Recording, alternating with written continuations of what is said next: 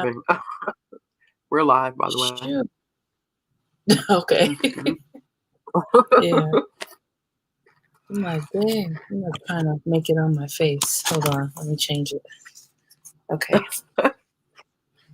I'm trying to. My computer's acting real stupid. Like I can see myself lagging. Oh, that was me yesterday. I was like, here we are. Here we are. Like you're not here to see my face really. We're here to sprint. So good morning, y'all. Oh, yeah, good afternoon, Lynn.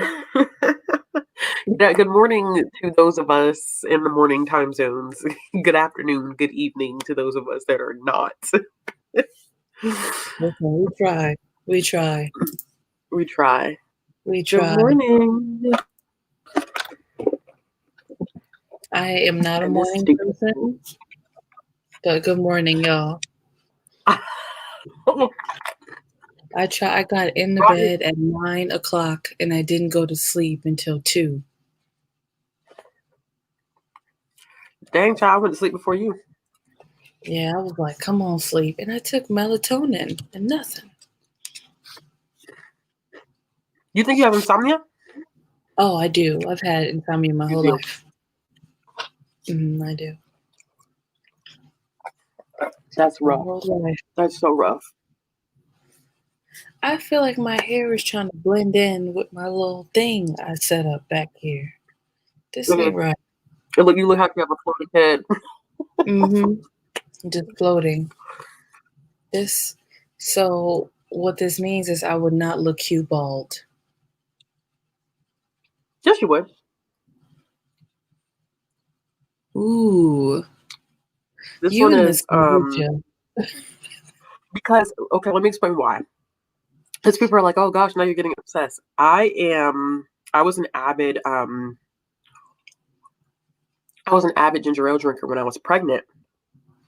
So I wouldn't drink any dark sodas or anything like that or anything with caffeine in it because of the baby. So I was only drinking ginger ale, and after I had her, I really don't drink any other soda besides ginger ale, but still the sugar content, the amount of calories. So I kept hearing people talk about kombucha, and I was like, vinegary, probably not my style. And then I tried it, and I'm like, if you like beer, which I do, it works. It's really good. This one is tropical punch. No, I only drink the ginger one, and it takes me about a week to drink it. Why? It's just there's something about it. I don't even know how to describe it. It's just like it's like it's like hell yes but hell no, like at the same time. So I have to like take shots of it. But it's good for my stomach. But I have to take shots of it. I'll be like, no. But I like carbonated, kind of stuff, which is why I always drink carbonated water. Mhm. I have my soda stream. I'd be like, but no, I no, think it's no. because I like carbonated too. Bree, I'm about to leave and come right back Okay, because I think I'm super super lacking. Give me a second. okay. Hey, y'all. Uh, that's really all I have. We'll wait for her to pop back in.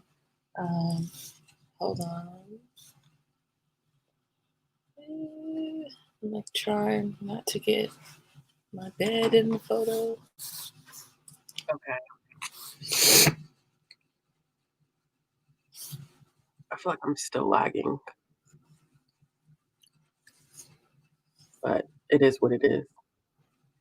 All right, let me get to these Um, comments. I'm bugging. Hold on.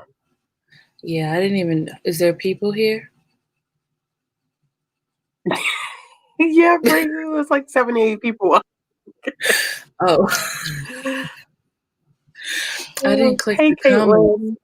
All I saw was private chat, and I didn't click the comments. And I was like, well, guess no one's here. No, we weren't talking into the phone. Yes, I am eating Pringles because I'm irresponsible. Listen, the way I'm about to make this avocado sandwich is That sounds next good, though. level. Okay. Good morning, y'all. Good morning. We're going to start a sprint. So I'm just trying to go through the comments real quick and see who's here. Okay. All right. Hey, y'all. I'm What are looking you at going to the be reading during comments this now. What am I reading? latest? Yeah. Oh, that's a great question. I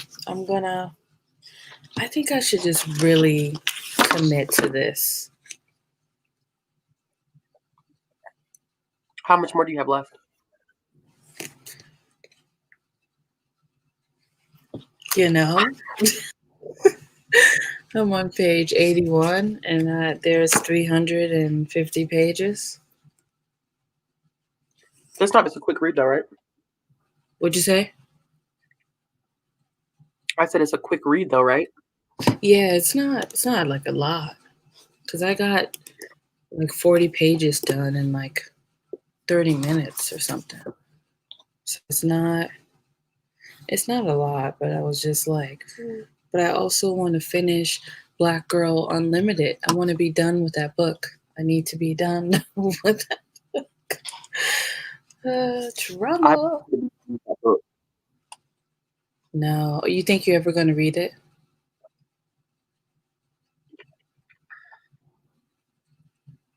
I've had it checked out from the library multiple times, and the amount of traumatic things that happen in that book kind of like makes me feel like maybe it may not be for me.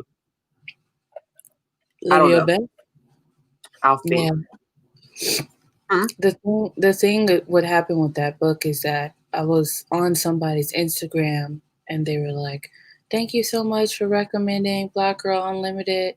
I love that book." And then the Instagrammer was like, "I told y'all I don't leave y'all astray, with my recommendations." So I was like, "Okay, I didn't read it. I just got it off of Libby. I didn't read the synopsis." Then I went into it and I was like, so it's pretty much where we're at. Yeah, I hope you love it. I'm about to start the third book sometime this week, probably.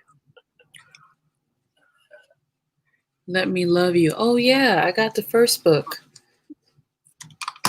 It's good. Listen, I'm going to tell you right now, discovering knitting, I do not feel bad. I just put that on Twitter yesterday, where it's like, I only partially feel bad about making y'all's TBRs bigger. Well, that was a yesterday post. I said that was a yesterday post. I thought it was Lisa. 2 I was like, damn, I'm always I late. posted that yesterday. Yeah.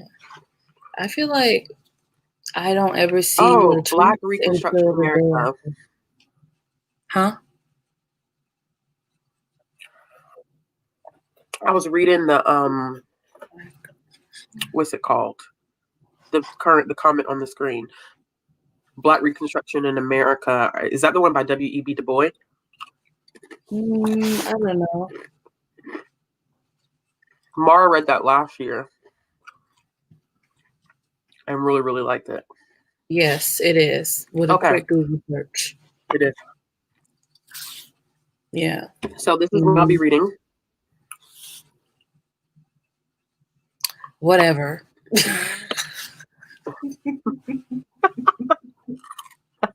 Me being the biggest hater right now. Don't be a hater. It's a real hater but I really situation. didn't have this finished. This needs to be finished today because I have to have my review up tomorrow for release day. So yeah, I'll be reading that solely. Yeah. Oh, I also think I'm going to read some of this depending on how long we're on here. Because I'm so behind. looking like I am that way so for behind. it's looking like that way for me. Stupid. Oh, I did end up finishing this one yesterday. Didn't I give you You see it? bingo on the historical romance thing? Yes. Yes, Okay. and I've been trying to read. I've been for most of my prompts. I've been trying to read historical romances with two black characters, and so far I I'm doing I good. noticed it. I noticed it. I said, "Come on now, Mm. that's what I call black love." Amen. Hey, don't start that, Brie, with your scriptures. I wasn't even gonna start it. I can't. I was just like, you know, Okay. All right, the y'all. First sprint. Do we want to do 25 minutes or 30 minutes? Brie, how long are you trying to be on here today? I can't stay on here all um, day long. I mean, I do have to go pick up the baby at some point. well, like I said, I'm not doing anything today. So if I had something to do, but it's literally negative 20 degrees outside. So it's going to be a no for me. So it looks like I'm here. That would be a no for me too. Okay. It's cold. Well, I will say at least two, Okay. at least 2 o'clock, because I do need to go get diapers I and feel something to that. put on the table for dinner. I feel that. Okay, let's do I'm 30. going to try to make wonton soup later. Oh, I haven't had one soup in such a long time. I'm going to try to do God's work. That's all. Do you make it from scratch, Brie? Yeah. I'm jealous. I'm just saying. I be trying to imagine I'm my mother. You know, she's a chef. I be trying to Why is embrace my this thing? mom. Okay, that's a stopwatch. That's. Not the I stopwatch. feel that. I feel that. Yeah, it was the wrong one. I don't like. Just stupid. Okay, I think I got it together. Well, we're about to see. Okay. Application window. What is It's all this extra 5:30 stuff? for somebody. Whoa. 4:30 for somebody. Shoot. All right, y'all see that thing scrolling at the bottom of the screen, right? Happy Martin Luther King Day. Make sure you indulge in some Black history today. Don't wait till February. Today is the perfect day to start.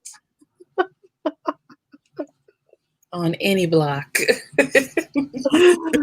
Oh, goodness gracious. I am drinking Health Aid kombucha. It's tropical punch flavor. All I didn't right, even we know are tropical punch existed, but okay. all right, y'all. We're about to start this sprint. Let me mute myself. Oh yeah, that's true. That's true.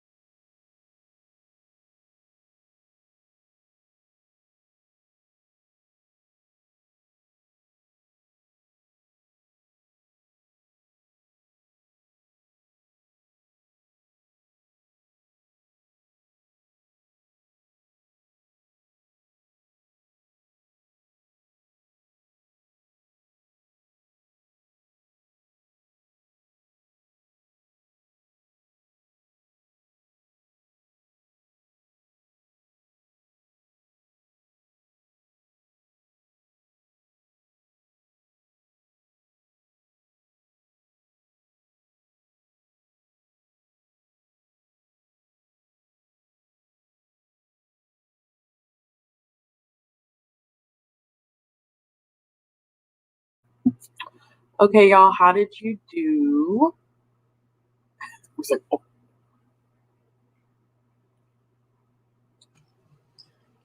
I was this trying to book? see how much you're lagging. You're lagging by like 20 seconds. Are you serious? Yeah, like the timer is still going on my. I pulled up the window. Now we just came on. Oh,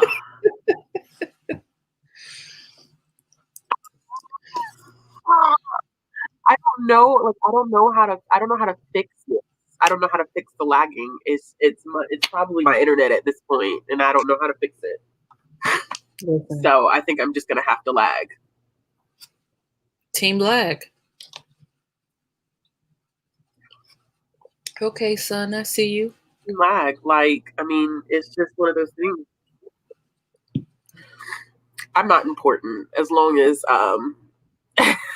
as long as people are sprinting. I think that's all that matters at this point. Yeah, I was just trying to see how far it was. Yeah, it's How fine. far? It's whatever. Okay, so How how far much did did you you read, get? Bree? Okay, so I just want to say I apologize because you keep. I feel like every time I don't read this, I feel like you're judging me. So I haven't read. I didn't read it at all. What I did was wash dishes and made a sandwich. But then I did listen to a book though. I listened to The Chilling Effects, Valerie Valdez. Uh huh. Have you heard of it? Okay. Uh huh. I don't know if you've heard of that book, but so far it's like this galaxy thing and her sister got kidnapped. It's a whole bunch of things. I don't know. We'll see. We'll see. But I did get some listening in. And that's for a book club at the end of the month, 6% Okay. through. What about you?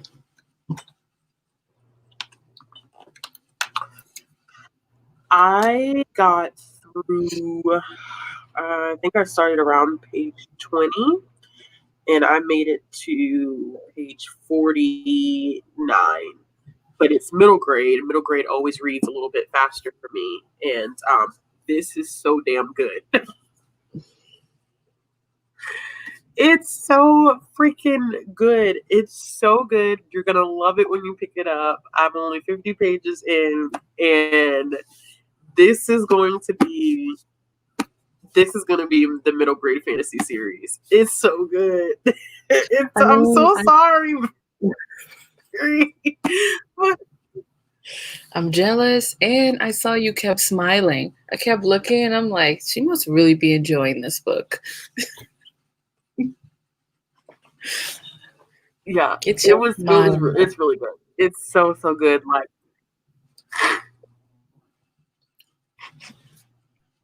I I always say that there's other fantasy series out there to replace the series that you know that That you shall not be named. Percy Jackson being one of the ones. Huh? I said that shall not be named. Yeah. So there's other fantasy series out there that are um, much better, and Amari is going to be one of those. Is it already out, or do we have to? Like, did you get an It arc? releases tomorrow. Oh, okay. So I got an art copy. I got a digital art copy, and then the publisher sent me a final copy of it, a finished Okay. copy. Okay.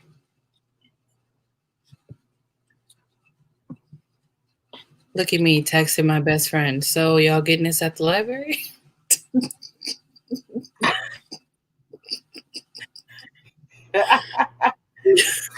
Yeah, I'm so excited for people to read it this year. It's so damn good. Okay, let's see how everybody else did.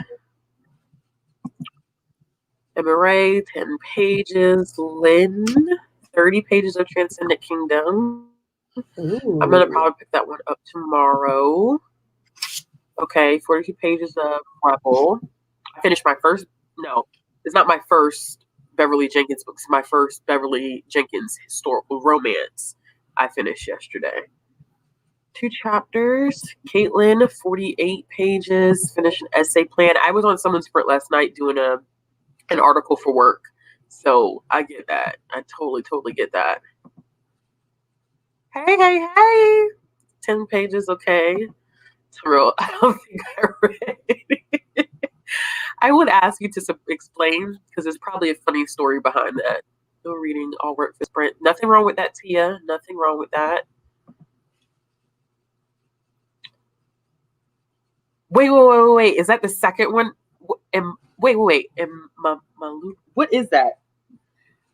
So Isabella is Isabella, what exactly is your title? So Isabella gets her hands on everything, like arc-wise.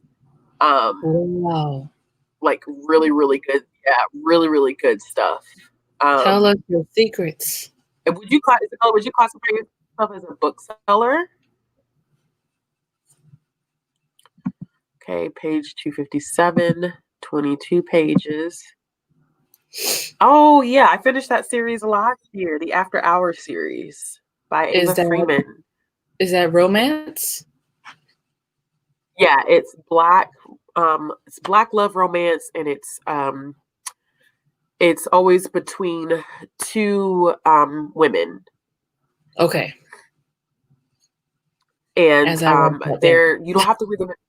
Yeah, you don't have to read them in order. They're just connected by theme. So they all take place like in an office setting.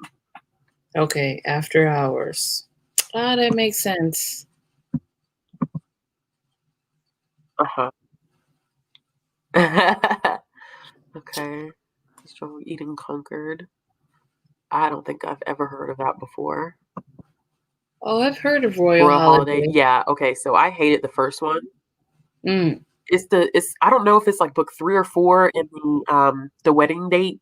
I don't know what it's called, but the first one is The Wedding Date, and I hated that book last year, so I never continued the series. No, I looked at it and said it's going to be a no for me. I just couldn't do it. Yeah, I didn't like it. For about 30 pages of okay, Ship of Magic. I'm supposed to be reading Robin Hobb for the first time this year.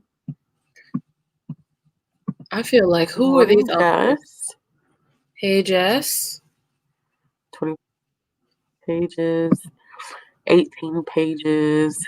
People are really Good morning. Yeah, people are getting some serious reading done. Cruel Crown, 12 pages, 30. I've been reading slower. 30 pages is good. Wow. 27. I need to read one. Let's see. There's so many comments at the bottom, y'all. Yeah. Well, I think other people didn't enjoy The Wedding Date either. Yeah, that's what it seems to be, is that most people just do not like The Wedding Date. Yeah, Lynn, I didn't like it at all.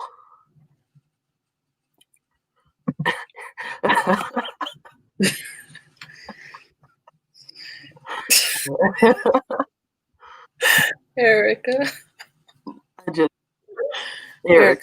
Erica. Oh, New Malibu Rising is a new Taylor Jenkins. She's who I aspire to be. I was about to say, how did you get your hands on the second Amari book already? Oh, that's the second book? Thank you, y'all. I did not know.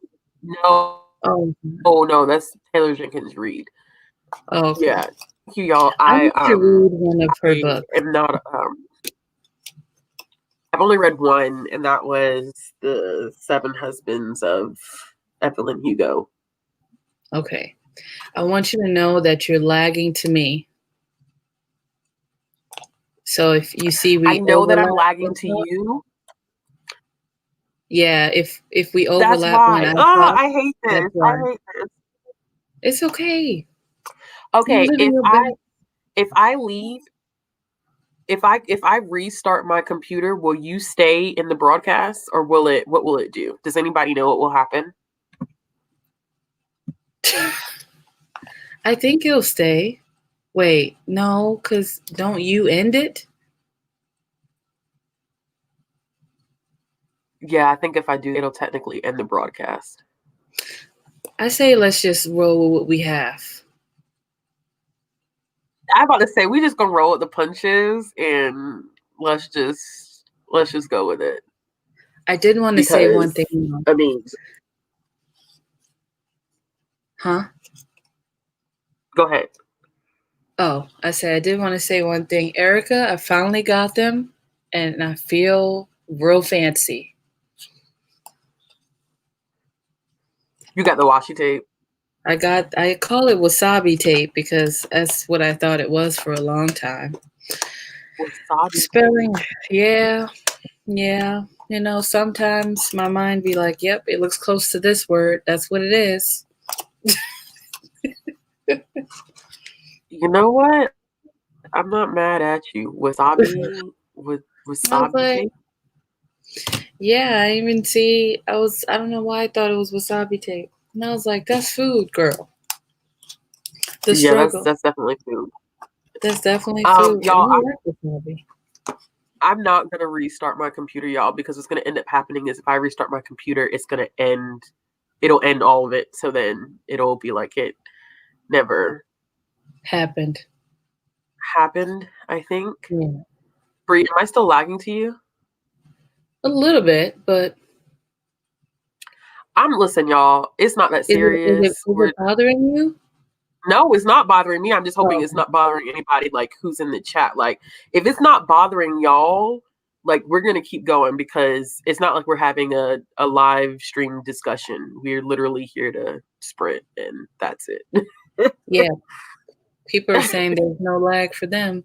All right, team no lab out there. Okay, people are saying it's fine, so On any block.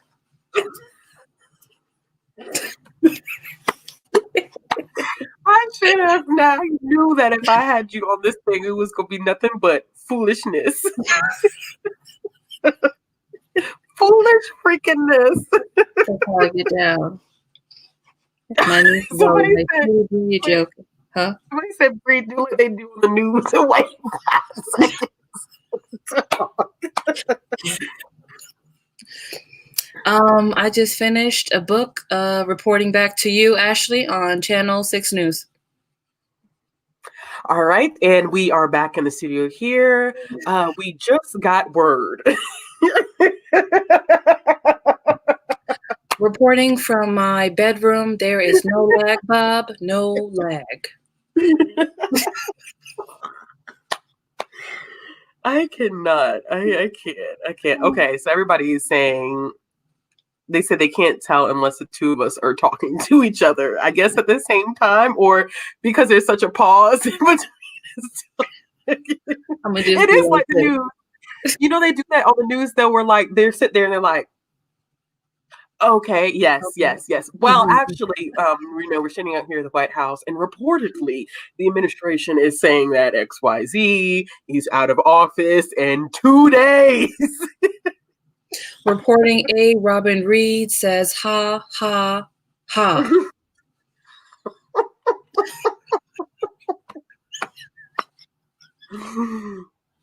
Oh my gosh. I can't.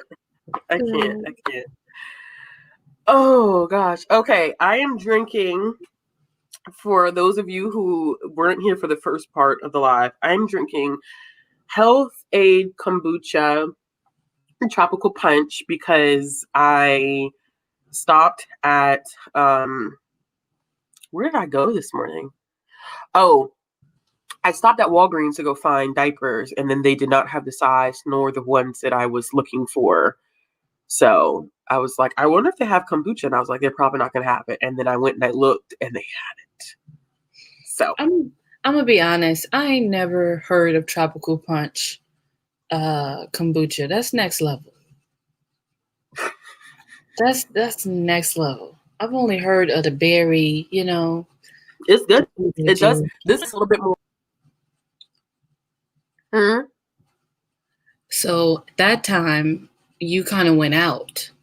So I don't know what you said. I fucking hate my internet, okay? I really do. Like, I hate my internet right now. I'm just saying, if you're trying to go beat up the internet man, I got you. The 1-2 combo. Like, okay, there's only two different services offered in my area, and both of them are trash. How does that work? Same. I have T-Mobile, and T-Mobile doesn't really work in small towns. So I'm always doing this. I'm telling you, I'm about to be swole out here in these streets. You know what I'm saying? Just. Oh gosh, this is ridiculous. But you know what it is, though, is that because of the pandemic, I feel like infrastructure-wise, in terms of like internet services, I think it's too much. Like, it literally, they cannot handle the amount of people who are accessing the internet at the same time. It's ridiculous because, you know, my internet is only like this during the day. Like when people are at work or kids are in school. At night, ironically, I would think it would be the opposite, but at night it eases up and it's better, or on the weekend it's better. But during the day, like if I have to work from home and I have like Zoom calls and stuff, it is garbage. My internet is garbage during the day. It's awful. I don't know. I'm just out here, you know. But I feel like you back now. There's no lag. I think we came back. We synthesized. Do do do touch. Do do do touch. Go ahead and move. We need to sprint again. We need to sprint again because I was trying to tell Harley about touch last night, and Harley goes, "Go to bed."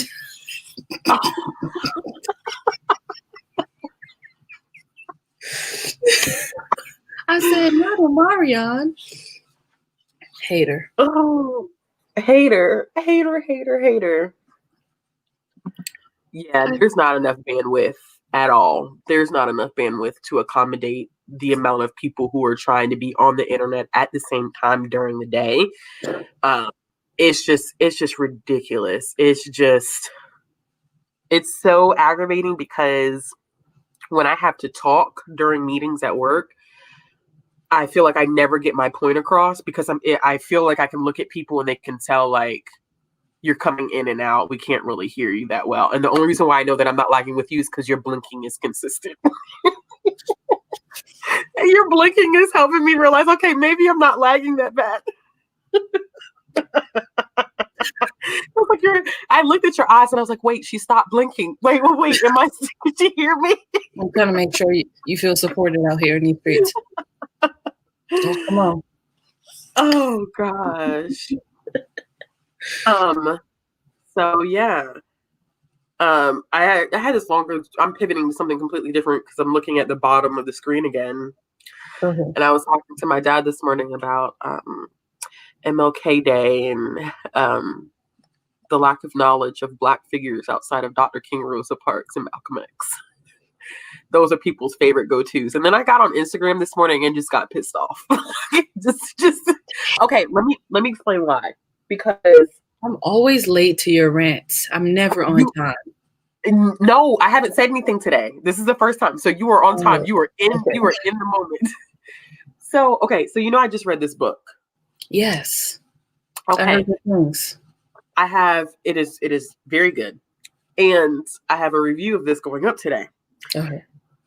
And there's one particular line in this book where it talks about how people will post up their quotes during MLK Day and it just won't do anything else for the rest of the year in terms of blink break.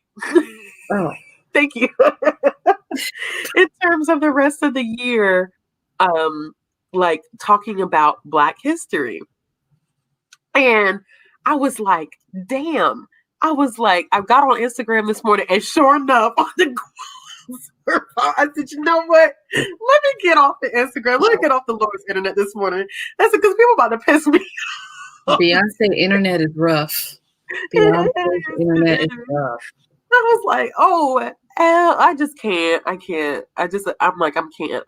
It's like, if this is the only day in which you feel necessary to say anything about Black history or say anything about anything, I'm like, there's nothing wrong with honoring Dr. King today, but make sure you are doing, some engagement with Black history all year. I'm really ready for February. I'm not ready for it because February's gonna piss me off too. I just feel the laughter is about to come from somewhere deep. It's about to come from somewhere deep, and I'm going to be crying in tears because I already know someone's gonna have a little poster situation and talk about some bullshit, and then go back the next day and doing the caucasity. Wait for the BookTube drama that's gonna flare up. I hope Jackson's in the comment. Every year, because somebody comes and they start acting stupid and foolish. Let's read Black books for 1 month. I'm just telling you, I'm ready for Community so bad. I am ready for Community. Jess, you got to get Jess on the line. Because I'd be like, wow, she caught so much this week. What the fuck was I doing? Listen. I'm always late. I am too during the week, because during the week, if it doesn't happen in the evening time, I don't know about it, to be honest with you. I really don't. Yeah. I ain't gonna lie. Some tea, I'd be like, why is this tea?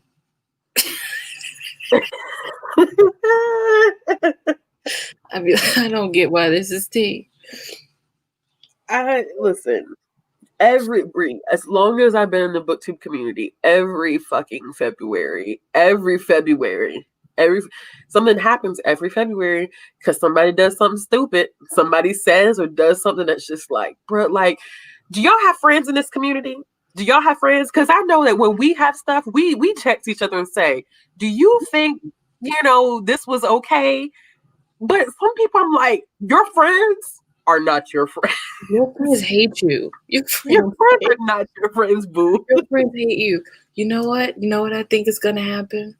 There's going to be like Jenna, Jenna who put her stickers on everything is going to put her sticker on the I Have a Dream speech, and then everybody's going to be pissed. That white woman said, that's me now. Oh, gosh. I just can't. And I see a couple of comments. Like, there's nothing. Understand that it takes time. Bree and I, like, first of all, me and Bree talk a lot of trash. You got it. Like, that's the first. You're not wrong. What'd you say? I said you're not wrong.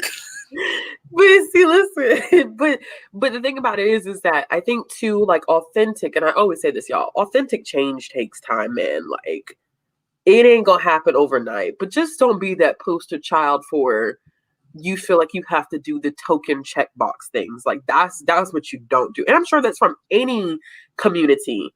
I can't speak for any other community, but I'm sure other communities feel the same. Like, don't tokenize and checkbox people. Like, be genuine in your exploration, in your learning, in your support. Like, really just dive into it and have some respect. It's just that in our community, a lot of times, February just becomes this month where it's even polarizing between, like, even when we talk like romance, because people are like, oh, I'm having this readathon that features love, and it's like, white, gender, heterosexual love, like, you know what I'm saying? So that part, that, it's like, and that's been a conversation that's happened for years, because I remember when people were like, you're doing all of this to honor one day of the month, February 14th, and you can't show love for an entire community where first of all, 1 month, I always have an issue with it being like, let's have 1 month where we honored XYZ group. That to me has always been a thing that I think kind of bothers me. But just don't fall into that trap. I think it bothers me because I'm not Black for 28 days. Like, Imagine if we were able to be black for 28 days and then turn white. You know what I mean? I didn't wake up as Bethany. You know, I Not didn't. Bethany. No, we cool with Bethany. Not that Bethany. You could have chose any other name. Okay, quick story why I chose Bethany. I was on TikTok yesterday and this black woman was like, no place is safe. I went to the beauty supply place and all the Bethanys is in there getting the extra strength edge control. Sis, why? Why, sis? Bethanys, get out of here. I don't understand what that's about though. What is that? What is it now with people who are not trying to brush down their baby? Girl, what? They trying to be laid. They try. But Bree, like people don't see. That's what people don't understand, and what bothers me. People are like, "Oh, why is it such an issue?" Because you have to understand the history and the internalized hatred at some point that goes with stuff like that. That we have been taught that having edges that are not laid down is not considered neat and it's not as beautiful as slick and straight hair. So for you to do that as a white woman and say, well, it's not cultural appropriation, I just want to slim down my edges. You don't understand the history behind why that thing even exists. That's the problem. You slicking down your edges because you think it's cute. Black women have slicked down their edges because they've been told their hair is wrong. It's such a different, it's so different. It's so different. And it's also like you are disrespectful for grabbing the extra strength because that's for the poor sisters out here in these streets. So you're just gonna leave us astray? You just gonna grab the extra strength? Like who raised you? You don't need extra strength. You need sorta strength. That's what you need, sorta strength. Well, what is sorta at? I just feel some type of way. Bethany, I was not coming at you. I was not coming at you. You know you're my girl.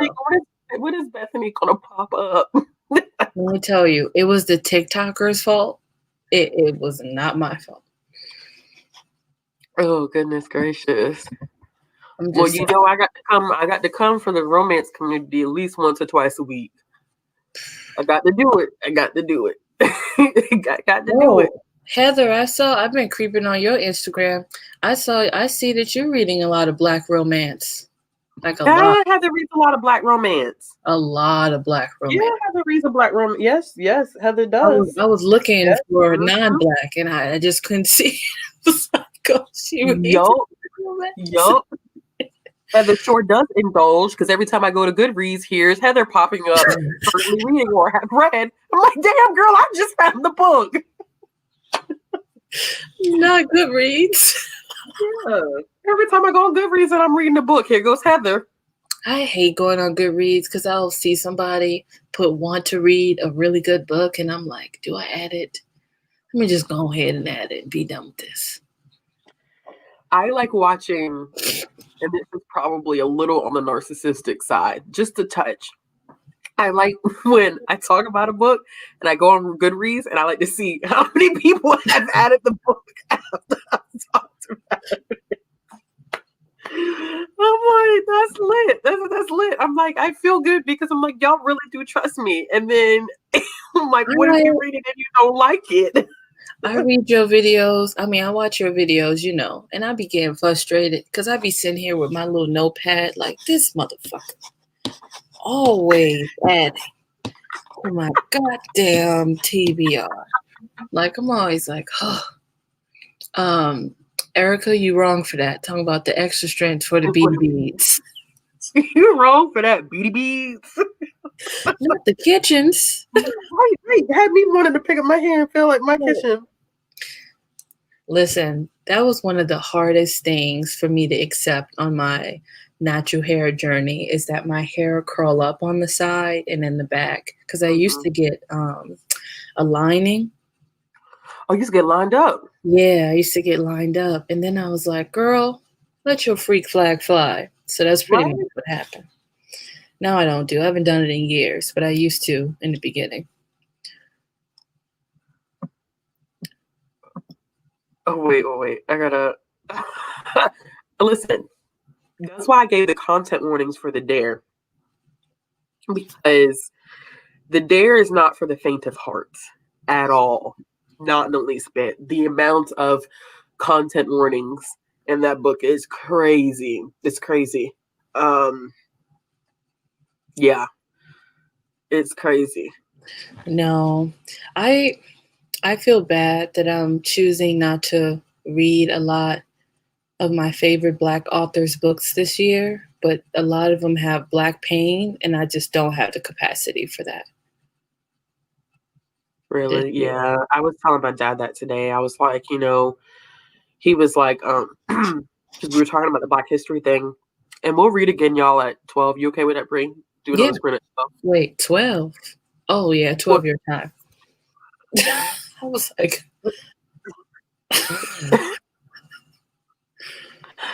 Oh my God. it's the time zones. It got me for a second. It got me for a second.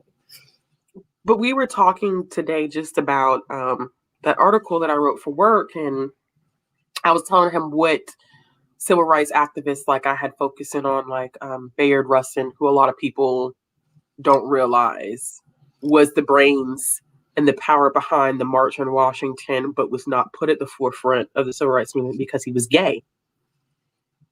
And that it's a lot of figures who were kind of held in the background of the civil rights movement because of other identities that didn't align with Black Christianity at the time. And we just got on a conversation about, we watched the documentary together during when we were first on quarantine last year. We were watching I Am Not Your Negro, which, if any of y'all have never seen that documentary, oh my gosh, it's so good, so good. And I told my dad, I said straight up, I said, James Baldwin intimidates the hell out of me. And I'm not ashamed to say it. I am Yeah. so intimidated by that man's mind that I'm so scared to pick up anything by him. Not because I don't want to, but I don't know if I would have the capacity to take it in right now. And him and Toni Morrison. Toni Morrison's another person where I'm like, The Bluest Eye is a book that I consider to be a favorite, a book that I hold dear to my heart, a book that changed my life, opened up my eyes to colorism and this discussion about wanting to be close to whiteness. Very, very important book in just my educational experience. But Toni Morrison as a person intimidates the hell out of me because of her brilliance. And I don't know if people feel that way about certain authors, but those No, two. I think for me, Toni Morrison has this way of storytelling Black nuance in a way that is so raw, authentic, and how do I describe it? True. Like, it's like she's dropping gems of truth that you didn't even want to face yourself. Exactly. So you're just like, okay, take me on a ride. And then James Baldwin, the first book I read of his was A Fire Next Time. And yeah, the way he talked, he discussed Black women really I felt like I was being knocked off of my feet. Like, it's just really refreshing to hear a Black man speak about Black women in the way that he does. Yes. So Sorry, y'all. It won't let me put it in the chat, I think because it has the word Negro in it. But it's I Am Not Your Negro. YouTube rejected my comment, so that's the name of it. dang. If you needed to hear it. Oh, someone said Maya Angelou. I love her. Yes. I do too. I don't think I find her. I don't think I think her work is up there. Don't get me wrong. I don't know if I find her as intimidating as Morrison and Baldwin, for me personally. For me, Maya Angelou helps me when I read her work just be really comfortable with the woman that I am. I don't think I ever read a Black woman who writes with such comfortability of self in the way that she does Yeah. and reflection of self. This is my favorite book by her, by the way. I don't know if anyone can see that. Yeah. Mom and Me and Mom. It's my favorite book by her. I only have one bookcase, and it's really next to me. That's why I'm grabbing stuff. That, when I move, I'm gonna have to do an unhaul of some stuff that I'm just not gonna move with me. Do you think you got books that you're just not gonna read? Yeah, I have books that I've read that I just don't think are ones that I want to permanently keep in my collection at this point. I think that, I've read them, I've enjoyed them, and it's been worthwhile. I mean, even books that I read and I'm like, so much. If they were a gift, I keep them because it was a gift. But I did one big unhaul last year and got rid of a lot of stuff, like stuff that I just looked at and I'm like, I'm never going to read this. That's always painful. Yeah, it is. And then in some ways, it's like I literally touch it and I'm like, I'm not going to read this right now. If I'm desperate enough, it's not something that's out of print or anything like that. I can always get another copy secondhand or something like that. You know what I'm saying? So I don't really stress about that. But there's some in my bedroom that I know that I looked at it this morning, ironically, and I'm like, I need to go through this shelf because I have stuff in here that I'm just not going to keep. So I always tell people, like, y'all never see my full shelves. Like y'all only ever see this shelf right here. And there's another shelf on this side, another shelf in my bedroom. So it's a lot. It's just, I don't have the space. And look what I found. This book is out of print. And it's crazy. Hold on. I just got this one. I haven't even hauled it yet. Yeah, Angela Davis intimidates me too. Oh, no, you didn't get Nalo. Yeah, but to find this right now. How did you find Salt Roads? So I found it because Njeri had told me, after I did the Mermaid Project, Njeri had told me, she said, I think that you will, you'll enjoy the Salt Roads by Nala Hopkinson. So I was asking her, I said, well, when I went to go look for a copy, all the copies were out of print. And she was telling me that she would keep an eye out, but for the most part, I probably was only going to be able to get an ebook copy of it. And then somebody was selling this on eBay and did not know the worth behind the book at all. They were selling the book for like $15. And I said, yeah, somebody was selling this book on eBay for $15. I was like, $15?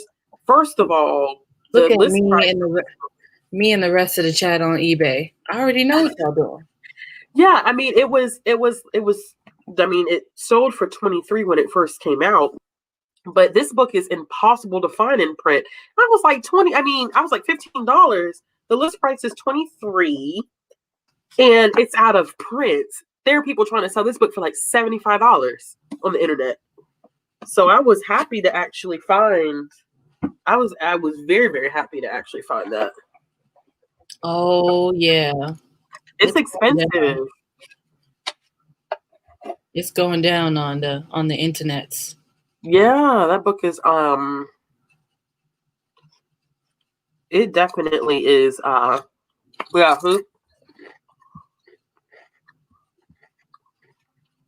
Yeah, it's $69 on Thrift Books.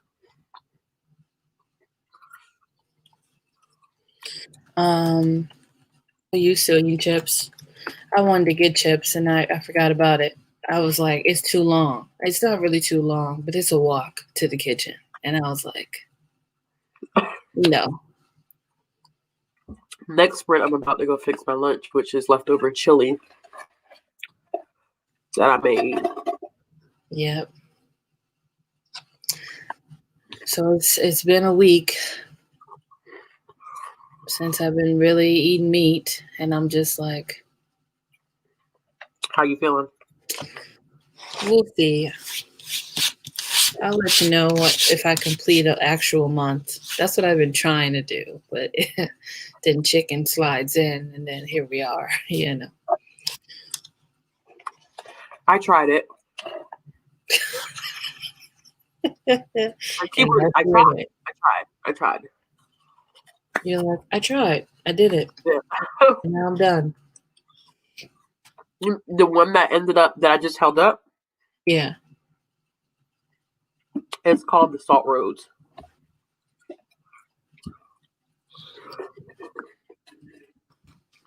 Not Yanni. Look at Yanni talking trash. Probably 2 steps to the kitchen for you, Brie, because I'm tall. Hater. Yanni's a hater. Hater. Yanni, don't think I didn't see your comment earlier either, where Yanni said Ashley just wants people to have the 500 plus book TBR that she has. But see, I be skipping over those comments because I choose peace. And today I didn't want to choose violence. I wasn't going to choose violence today. And for the sake of our friendship, Yanni, I just bypassed the comment. I didn't even say anything. I said, I'm going to let that slide today. Because we've been doing so good. We have been doing so good. So good. Ooh, Adrian King said Brandon Macy. I'm trying to get more into his books this year. Because I see he writes a lot of thriller and mysteries. Are we slandering your name if it's the truth? Yanni, you came for my life, my height. Now I gotta catch you in these look, here comes Deidre. Violence.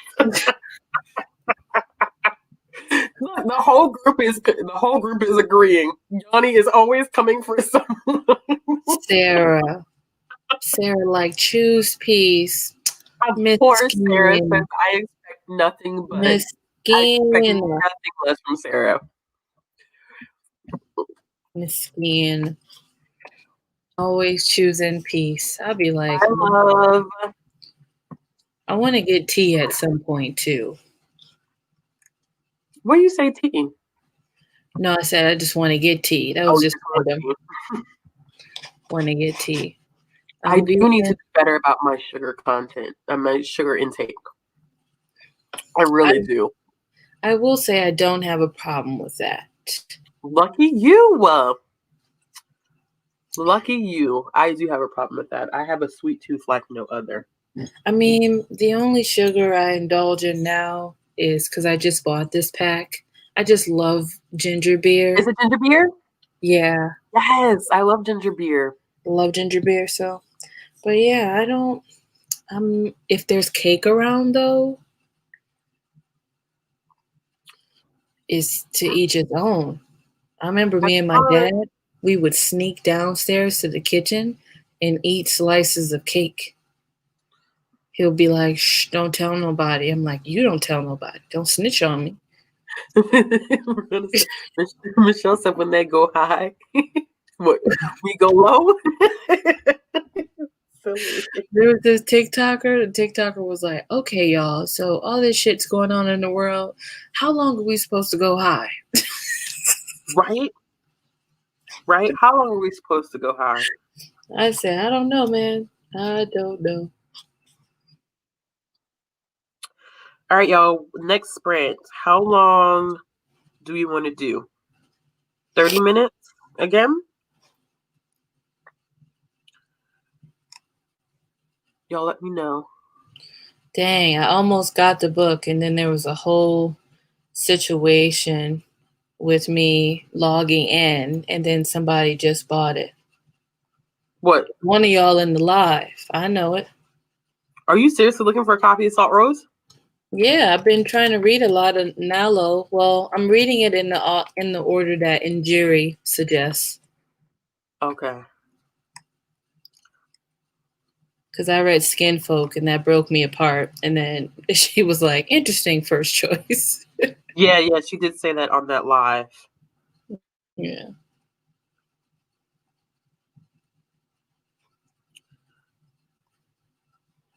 Okay, 30. All right, so let's go ahead and set the clock for 30 and sprint. If I can get to it.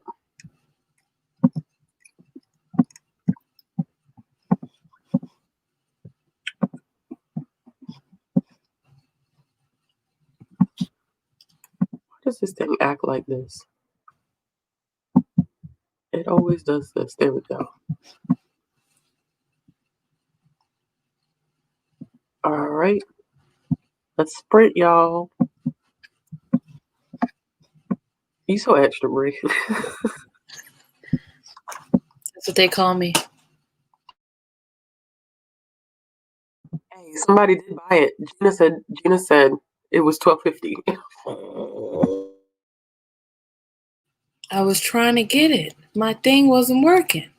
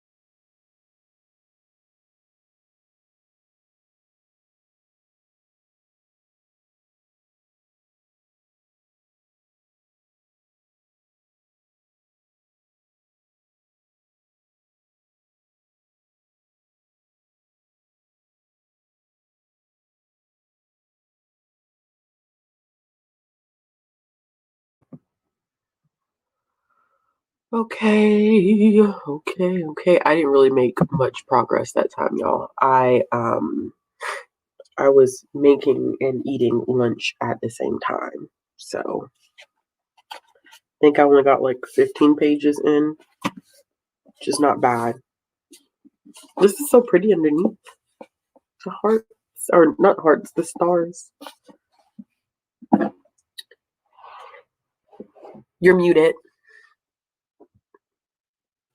Talking to myself. I got maybe 10 pages in. I'm just not reading it fast. I take your time with it. Like there's no rush. I feel like you feel pressured because of me, and you shouldn't. Oh no, I'm just like, why is it taking me so it's taking me so long. I'm Yeah. usually read physical copies much faster, but it's just like but to be honest, I've been doing this. Oh yeah, that's what's taking me so long too. Yeah. I'm going through. You see what my bookmark is, right? Yeah. I'm Yeah, like, I have oh, this. let's jazz it up over here. Yeah. Oh yeah. I felt kind of like a little bit out of my groove annotating, and then I got back in my groove when I was like trying to make references to stuff and couldn't remember where anything was. Yeah. I think annotating has really helped me with my reviews. Mhm. Mhm. Oh yeah. You can't remember everything. No. 20% done. 43 pages, Johnny. Good. 18 pages of War Girls. I still have not read War Girls. By Tochi? Yeah, I haven't read it, but I don't think I've read anything by Tochi yet. Yeah, me too. Which is Sad. that I'm missing out. Clearly. Okay, 19 pages. Almost finished with The Alchemist. One of my favorite series. Revising for a different exam before. Okay. 33 pages. Starting for Favorite and Kindness of Ghosts. I still have not read that. Same. I know that Erica was thinking about doing like a group read of it. Yeah, she created a Discord. Oh, she did? Mm-hmm. I am I don't know why my eye is itching and acting up today. I've been having eye troubles for now 2 weeks. Oh, and my microwave died. I went to go put my chili in the microwave and I was like, is it unplugged? And it's dead. You got Facebook Marketplace?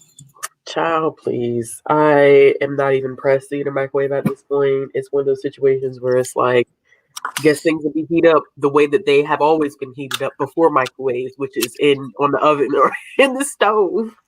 I'm not gonna lie, I really want to buy a toaster oven because putting my food leftovers in the toaster oven when I was with my family, I was like, should I rob my family? Should they get robbed? I would. Oh yeah, you passed that MLK quote. Yeah. That book is the review that I have going up today for that book is actually titled Anti-Blackness, Performative Activism and Allyship. Yep. So where is this review going up? Is it a video review? Is it Yeah. Listen, okay. I don't know if you'll be able to see. Let me see if I can show you the thumbnail.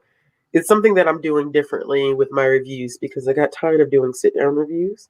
Also, I just want to tell you, I forgot to text you this the other day. Your thumbnail game. Has it stepped up? Yes. I said, look at you, consistency. Look at you. It took me a second to kind of figure out like what I was feeling, and like I was really experimenting during Vlogmas to see what I liked.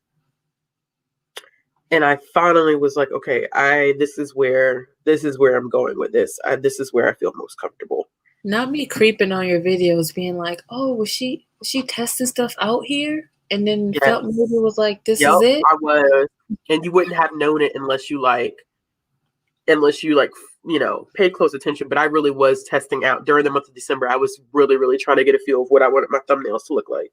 Yeah, I just want them all to look similar in some Mhm. way. So yeah, I was like, okay, thumbnail. Oh, hey, love. Yeah, I know Jess is doing a live right now too. So I know people are like, some people are either people have left here or they're trying to split.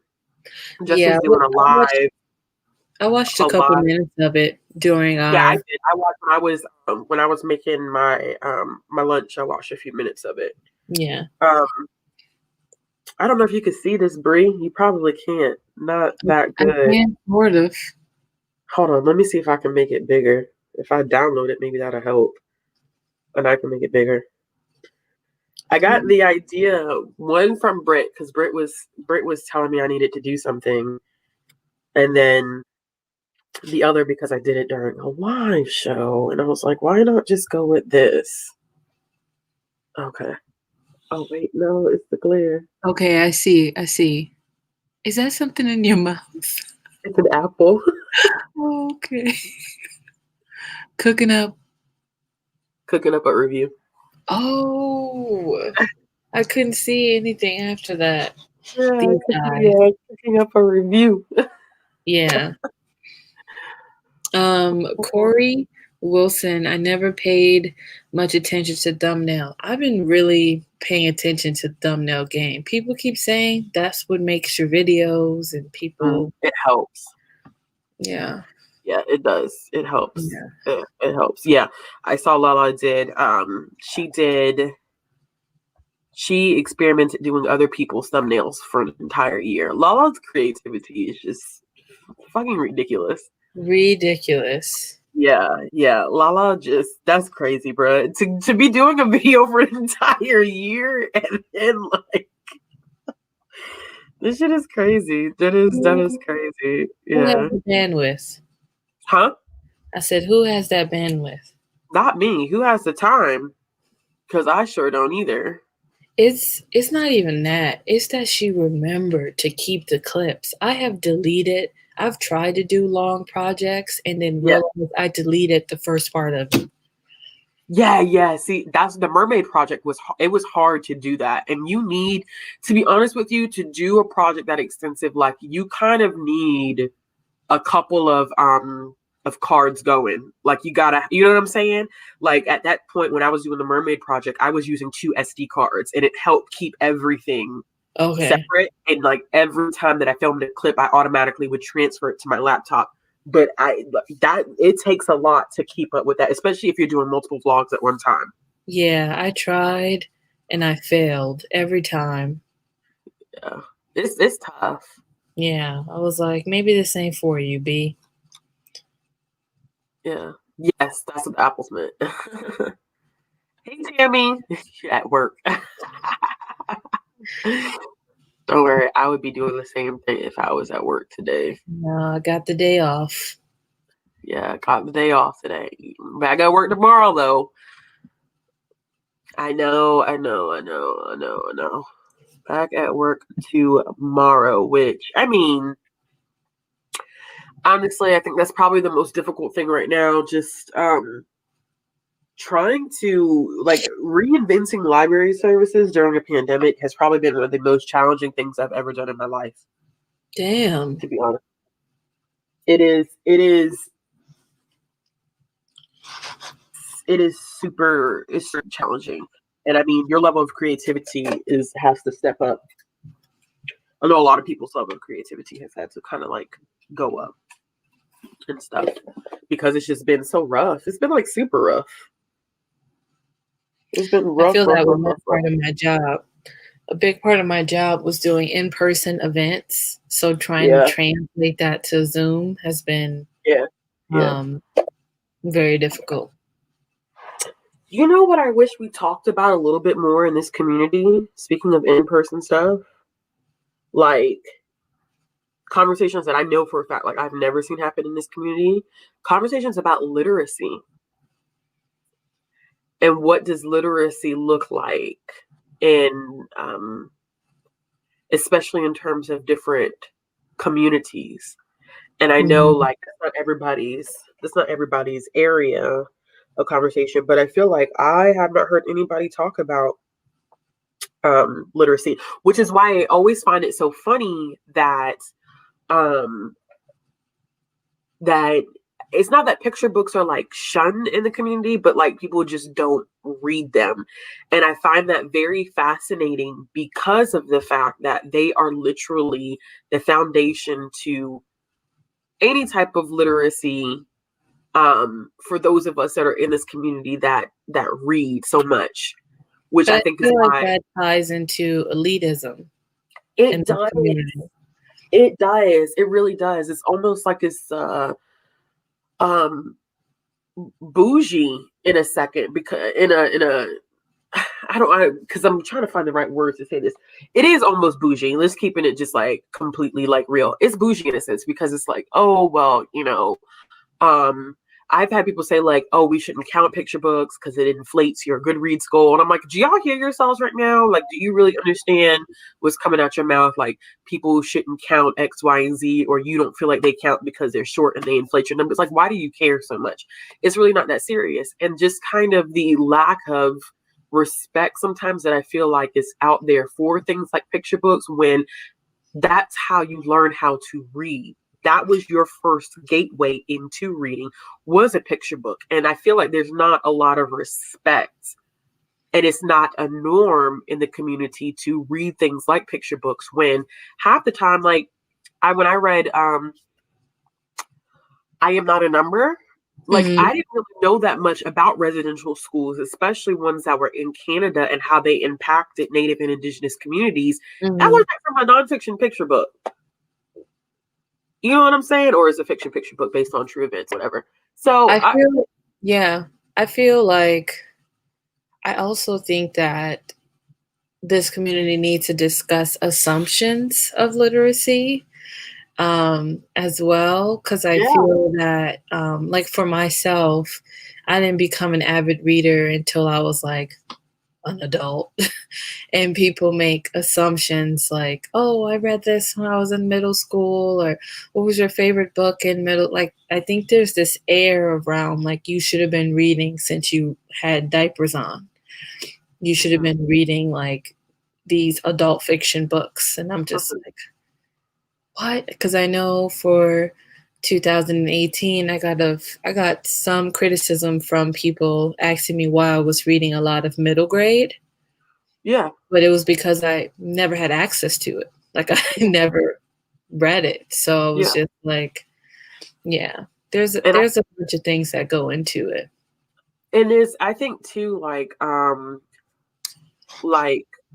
I have to comment this. T. Morgan, baby girl loves Pete the cat. Well, she's a fan of Pete the kitty, but we have Pete the cat's board books and stuff like that. But Okay. I agree. I think there's this assumption that all of us came out the womb reading, and that's not true.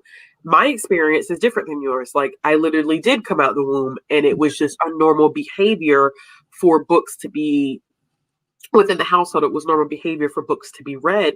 But working with the kids that I work with, it's not normal. My kids who are in high school are on like an elementary level reading, level. Like, Mhm. and people don't understand that. And that's why it frustrates me when I hear people in the community say stuff like, oh, well, this reads, the writing's so simple and it reads young and it's supposed to be for YA audience, because people have no knowledge of things like high low books. There are books that are marketed normally by publishers that are high low books, and they're written specifically for kids that are reluctant readers or kids that do not or are not on par where they're supposed to be with their reading level, because you don't want to tell a 16-year-old who may be only reading on like a 10-year-old level, you have to read out of the children's section because you can't keep up. But instead, they're like, how about we write books that we know you're going to be interested in, that are going to be marketed for your age group, but they're written in a way that's accessible for your reading level. So I Yeah. think that that's also a thing too. Whenever we start like reviewing books, and I'm very mindful of that now, especially since I started working more specifically with a teen population, that Mhm. sometimes I think as a community, we pick up books and we think the books are written for us. And it's like, just because we are the market for like the monetary, like money wise, the market for things like YA books does not mean that the author is always writing for you. Now, there are some authors who do write with 20 somethings in mind, even though it's for a YA audience.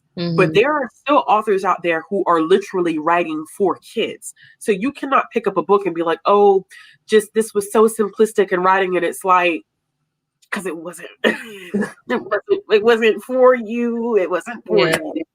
So it just, yeah.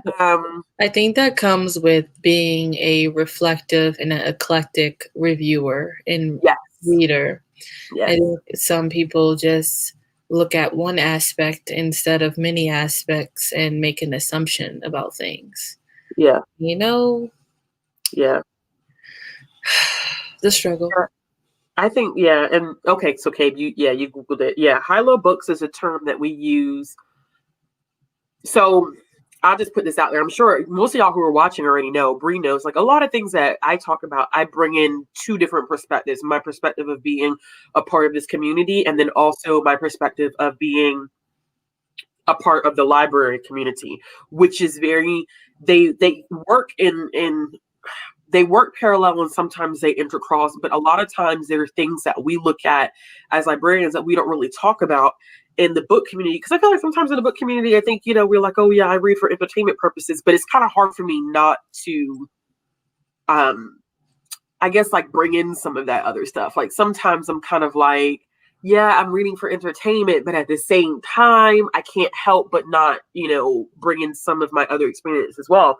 So stuff like high-low books, stuff like windows and mirrors, all of that stuff is library terms that you use whenever you go through any type of library training. So we do look at things from a different lens. We do look at literacy a little bit differently, which is why I was so ashamed of myself for allowing the collective voice of this community to push me back from, because I read picture books regardless in my spare time. I just never showcased them on my channel because it was like, I let the collective voice of, oh, those don't count, or you're counting all these picture books towards your Goodreads goal, and I let that kind of get to me. And last year I really got pissed at myself because there are picture books that have taught me more than some adult books have taught me, because it's written in a way I wouldn't have ever really read nonfiction had it not been for nonfiction picture books creating that gateway for me. So I was really, really pissed. I was really, really pissed at myself last year for allowing that to happen, because you could see in like January and February of 2020, you could see me reading picture books, and then all of a sudden it just stopped. This community will try to force you into a corner, I swear. And you gotta just, I don't know, I find it hard. I can't even give advice on it. I just be trying to stay in this good old lane. But you gotta create lanes. Yeah, you do. Yeah, You're you already do. creating lanes with the Black Love, which I'm ready. Are you ready for it? Ready. Yeah. This is kind of like a tricky thing. I hate when people say writing is young for why. Not every book is for you. Yeah.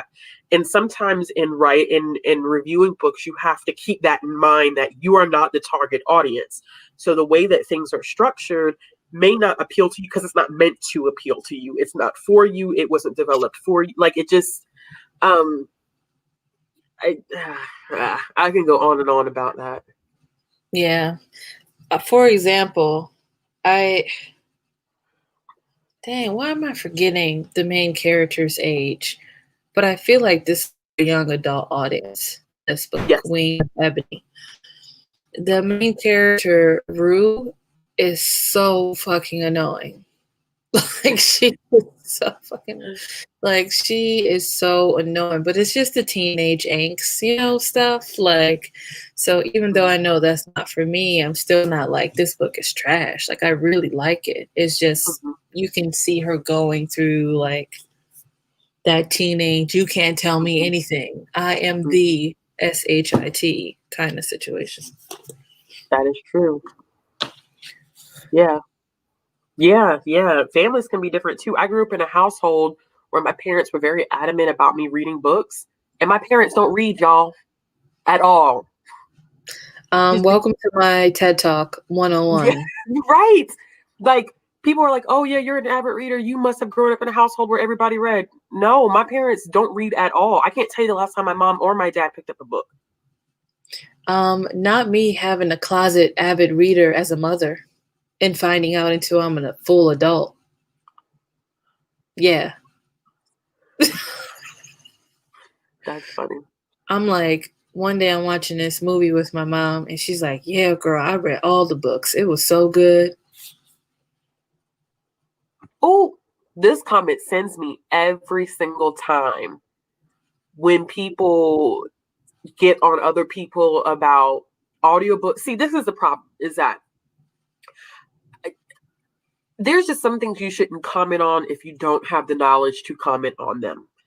Saying things like comics and audiobooks are not real books or they should not count is such bullshit. It doesn't even make sense. Like, first of all, so you're saying that those who are visually impaired or have learning disabilities or whatever the case may be, or they just are able to better retain information if they have to listen to it with audio and looking at it visually. Does that mean that their experiences don't count? Like, for me, that just, it blows my mind. And then comics are the best thing for reluctant readers. People who have issues transferring, because if you have the knowledge to know that picture books are the founding blocks for a lot of people when it comes to reading, then you would understand that a child who's reading picture books probably may, like a lot of kids do that I see, they have issues transferring from a book that has words and pictures to a book that has nothing but words, which is why you see a lot of these middle grade books now have pictures in them, like Diary of a Wimpy Kid and all those. They have pictures in them because they're supposed to help kids transition.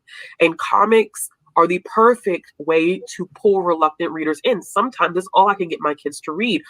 If it's reading, it's reading. Shit, if you read the newspaper or magazine, it's reading. Like, who gets to dictate what counts as reading and what doesn't? It's Yeah.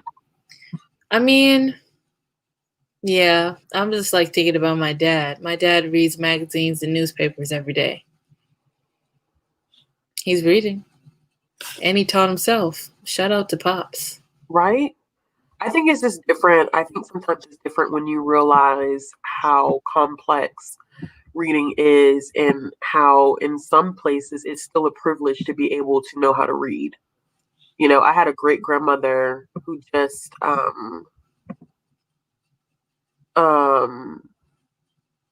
who just passed away. This would be 3 years this year. And she couldn't read or write. She couldn't. I remember sitting at the kitchen table with her, helping her read from the Bible because she had memorized the verses from hearing them in church so often that she was able to she was able to kind of figure out the words because of what she had memorized. Like, I just feel like people don't take that stuff into consideration. Yeah.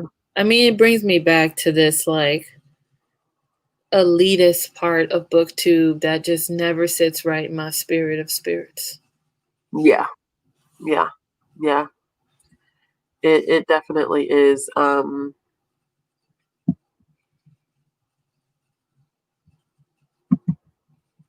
It's a comment. I think the issue emphasis on showing off numbers. People boast about reaching numbers that are so many push books and comics, and then they get upset. I can see people not attack on the book themselves, but on the culture of more is more. I think that too. That has become a thing, and I have fallen into that as well. Where whenever you do a wrap up, it's like I read 30 plus books, I read 40 plus books, I read blah blah blah blah blah blah blah blah blah blah blah blah. And then, like Yanni said, it ends up being picture books and comics, and people get upset. So in my last mid-month wrap-up, I had said that I had read close to 19 or 20 books, but to keep in mind that it wasn't as many as it seemed like a lot because there were picture books and shorter novellas in there. So I think maybe like the conversation about that, about being, if you read one book, that's good. If you read 30 books, what does it matter? Considering that, and I always say this too, that considering that the general population at large, when we think globally, I think sometimes, like you said, Brie, like BookTube itself can be very insular sometimes. So it almost feels like this is a normal, like this is what we do is normal behavior, and what we do is super abnormal. Like BookTube in itself as a platform is very niche. So even for us, when we look at like, let's say like Lala, even just looking at it in comparative of like numbers, we look at Lala and we're like, oh my gosh, Lala is this huge this huge YouTuber. But in comparison to YouTube at large, Lala is not. You get what I'm saying? So I think that we are so insular to the point that we look at our community and we think that our community is the world, and the world is not our, it's not, that's not how it functions. And it's amazing to me too, because working in a library, like things that are like popular in the BookTube community are not popular outside of the BookTube community, which is fascinating to me. It is so fascinating to me. Not saying that there aren't things that we talk about that's popular that's not popular, like on a huger scale. But sometimes there's things that like make their way around BookTube that everybody loves, and it's like you step outside of BookTube and people are like, the hell is that? like But I think, I wanted to get back to what you're saying when you were like, I read 30 books, but it was graphic novels or manga or comic books. But the fact that you have to add that caveat, it's like BookTube is putting on this air that we need to self-police ourselves and then disregard what we're reading. Like, I think it's harmful to even be like, but it was comics, it was graphics, like you were reading, period. Yeah. And that's the end of the discussion. Yeah, and it should be the end of the discussion, but I feel like you have to, it's such a tight, narrow rope to walk on, because it's like you have to preface that, or like Yanni said, people feel like, oh, well, you've read all these books, but really you haven't read, you know what I'm saying? And it's so weird, because I guess it's like, oh, well, it doesn't take you that long to read all that stuff. So of course you've read that many books in a month, because it takes you like 30 minutes to read one, or 15 minutes. Like, it takes me about a good 15 minutes to read a picture book if I'm really looking at the art and looking at the story as a whole. But either way, I think if we stop putting an emphasis on numbers, it wouldn't matter. I think that's what it comes down to. If we all, including myself, because I've done it, I just did it. I just did it with my December. Well, shit, I did it with my December wrap up for sure, because even if the stuff was short, I still damn near put up a video almost every fucking day in December and still managed to crank out some stuff. But I think that if we stepped away from an emphasis on the numbers, and maybe people wouldn't feel that way. But then I guess that goes back to, there was this debate on Twitter the other day about people reading, what did somebody say? People read 80 books in a year, but what did you learn? So people start to question, oh, you read all these books, but what are you actually retaining? Yeah, what are you actually retaining? And I think that's like a whole, I just feel like that's a whole different conversation though. I feel like that's different. And I feel like that definitely comes very much down to individuals. I don't know. But it's also like elitist too, because people have different comprehension levels. So like, and I would pose a question of, if you're going to make a statement like that, out of all the movies you've read in your life, how many do you remember to a T? You don't.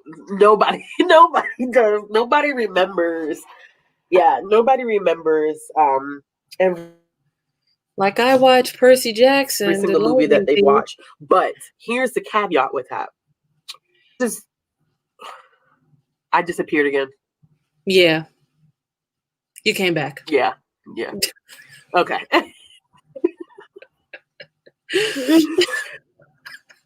Yeah, I actually saw myself disappear that time. Oh, okay. So you said, here's the caveat, and then I lost you. Oh, so for me, I think the caveat for that is, I'm probably using caveat in the wrong way. I'm just going to say I'm going to play devil's advocate to that. Maybe not even devil's advocate, but just a question. So should it then be a thing where if people are reading this much, like, should you be required to review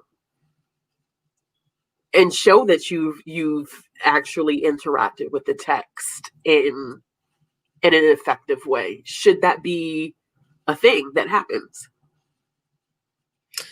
And then I will say, how many people are like approaching movies like a critic? Are you writing down the videography? Are you writing down the light source? Are you writing down the career length of the actor in regarding to their role, their history, their teachings? Like, some books I just be reading for shits and giggles.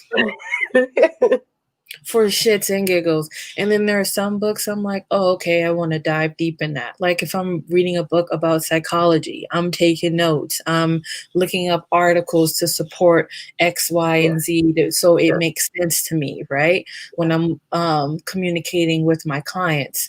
But if I'm reading Percy Jackson just to read Percy Jackson, lady, like, it's no. Yeah, no, I do. I definitely get that. I definitely get that vibe. I think that is. I think you have to set forth your own intentions. Like, what are you doing this for? Like, for me, I'm not reading a lot, I think, to keep up with anybody. But if I want to review in the way that I want to review, I have to read and keep up. You know what I'm saying? And I think I've kind of come to terms with. Hello. Welcome to Logbooktician. I want to welcome all of my subscribers to Hey, hello. I popped up. No, because I thought we were lagging again. So I went back on YouTube to see if we were lagging again. And then that's what happened. So I apologize for Listen, I got confused and I started looking at my phone like, oh my God, do I have a video of replaying?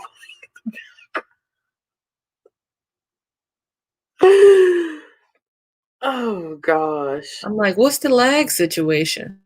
No, I think we're fine. Like they said, if we're not talking at the same time, but it looks like a normal conversation. Yeah, and you nodded your head on time, so I think, and your eyes look normal. So I think we're doing okay. Okay, let's see. Look at how to read more videos. People want to know how to get more reading done. But most videos focus on only how to get the number of books higher. Yeah, I get what you're saying. I get what you're saying like that. I do. Okay, it took me a second to kind of grasp what you were saying, Yanni, but it does make sense that instead of like how to read more, it's a focus on how to read more, as in how can I read 60 plus books a month? That part. And for me, I challenge myself a little bit too, which is why I've forced myself now that no matter how long the book is, whether it's short or whatever the case may be, like, that's the reason why now I write a full-length review for everything. But that's me. That's me, because I feel like that is my way of making sure that I am truly engaging with the text every time I sit down and I read something. Am I going to get something prophetic out of everything that I read? No, because sometimes it's not the intention of the book. And plus, it really depends upon what you're reading as well. If you read hard-hitting books all the time, of course, probably 9 times out of 10, there's going to be this long conversation about X, Y, and Z. But sometimes there isn't. Like, I can pick up a DC comic and there is no hidden hard message in there. It's just comic book characters. Sometimes my reviews is like, it was good. I think we should aim to read better, not read more. Yes. That's the message for the day. Read better, not read more. Yeah. I think we do too. I think it's a community. I think some people were not happy about me putting that on Twitter. about me saying that about people saying they support BIPOC authors, and then I looked, I was watching your end list, and I had made the comment that I said, you know, y'all are telling on yourselves with some of these year. Seriously.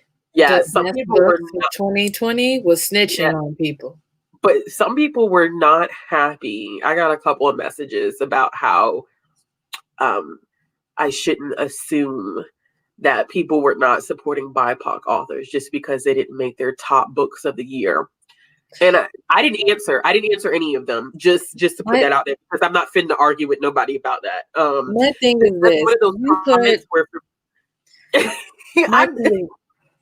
my thing is this. You put, here is my top 21 or 20 books of 20 books.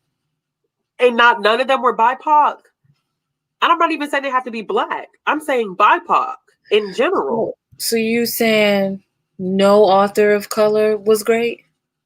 Hey, Choose you violence. see what I'm saying? Do you see the logic that I'm getting at right here? Like, I just felt like I felt some type of way about some messages that I was receiving about I shouldn't assume. And honestly, there's sometimes, y'all, I'm not going to answer. I'm not going to answer because I got too much going on in my real life to be worried about those. If you are talking about the fact that you read 150 books in 2020, you picked your top 20 of 2020, and not a near one of them was BIPOC, or you included one or two out of your 20, that tells me right there that you're not reading enough BIPOC authors to choose from to put on your top 2020. Or you don't think that their writing or quality of books is as good.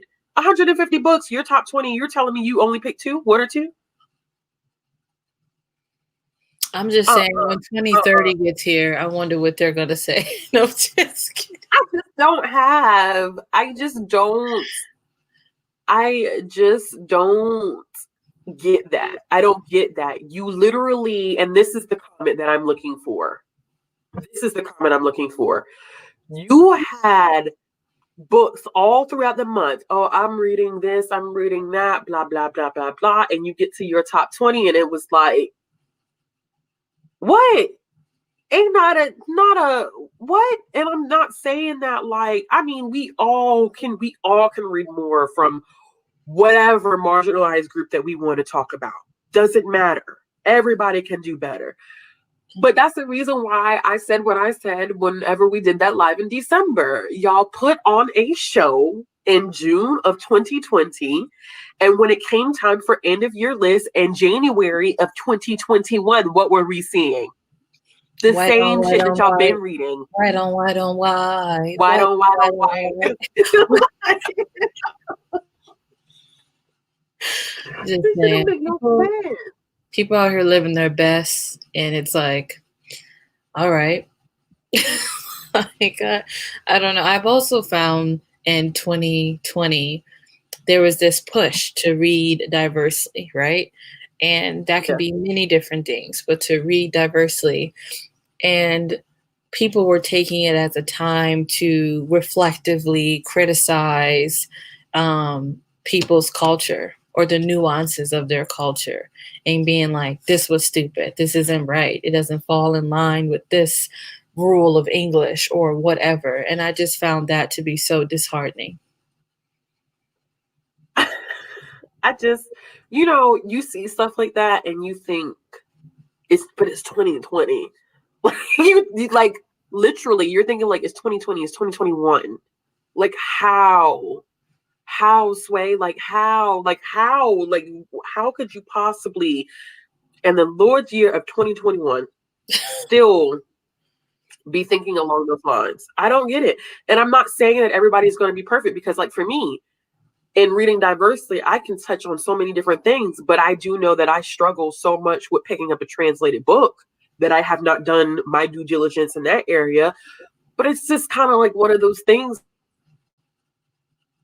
Do you mean like outside? It's like, I don't know how many times I can say it. She went out. Are you back? Okay, go ahead. What did you hear? What was the last thing you heard? Nothing. What I heard was, last thing I heard you say, translated book, and then I was about to say, do you mean apart from manga? And then I heard nothing you said. Oh, yeah, I hadn't answered yet, so good. Oh, okay. Yeah, I mean outside of manga. Okay. Like, I mean, because I can easily put down, 10 volumes of manga and it technically is translated, but I think that I need to but then that just stays in one area. You know what I'm saying? Like all that is coming out of Japan. So then it's like Yeah. I need to broaden my horizons and picking up non-comic translations of books. I mean, that's real. What I've been trying to do is find thriller and mystery translated books to read to kind of help with that. Mm-hmm. When you land too, but I know some folks were lying about it. Being in a favorite book. Talk about it. What it said.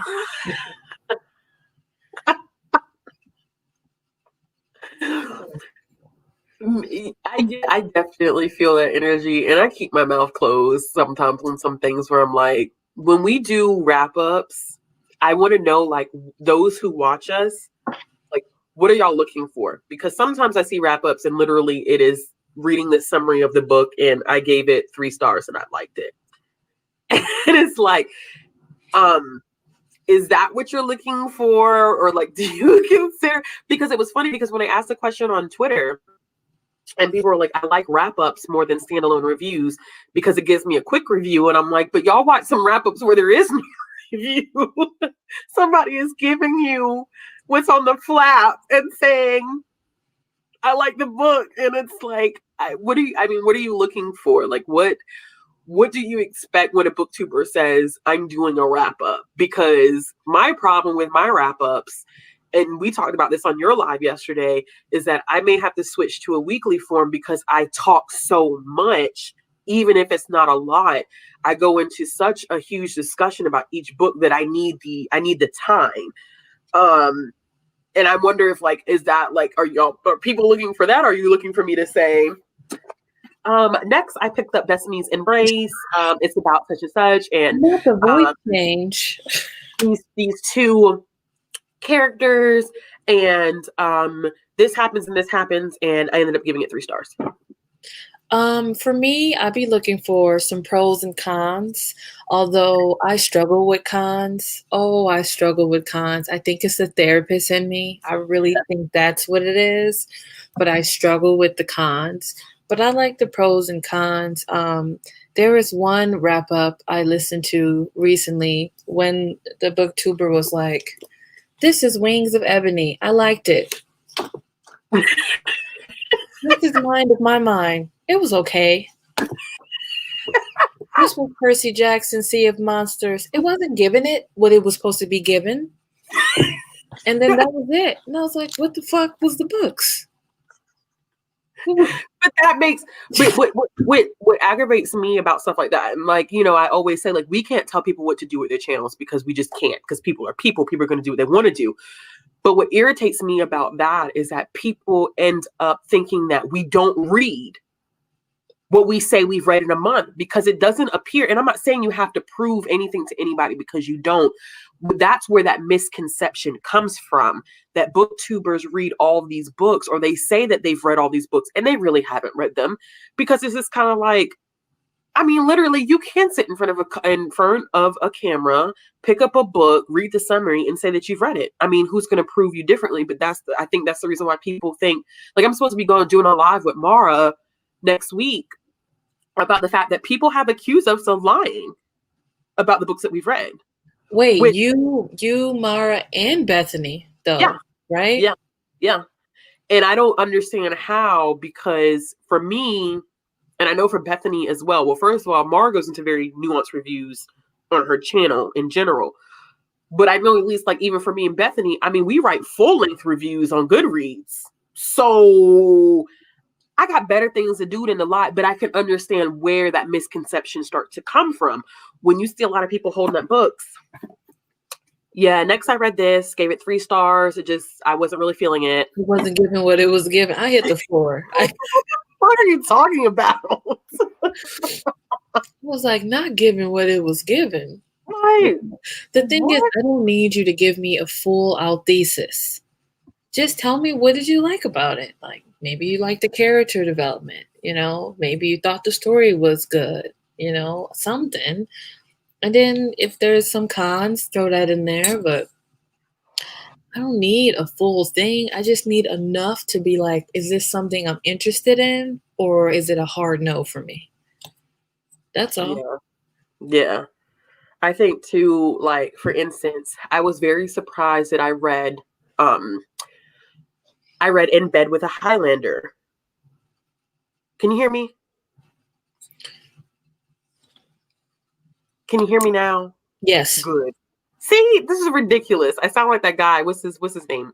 Can you hear me now? Good. Can you hear me now? We got to go back to reporting.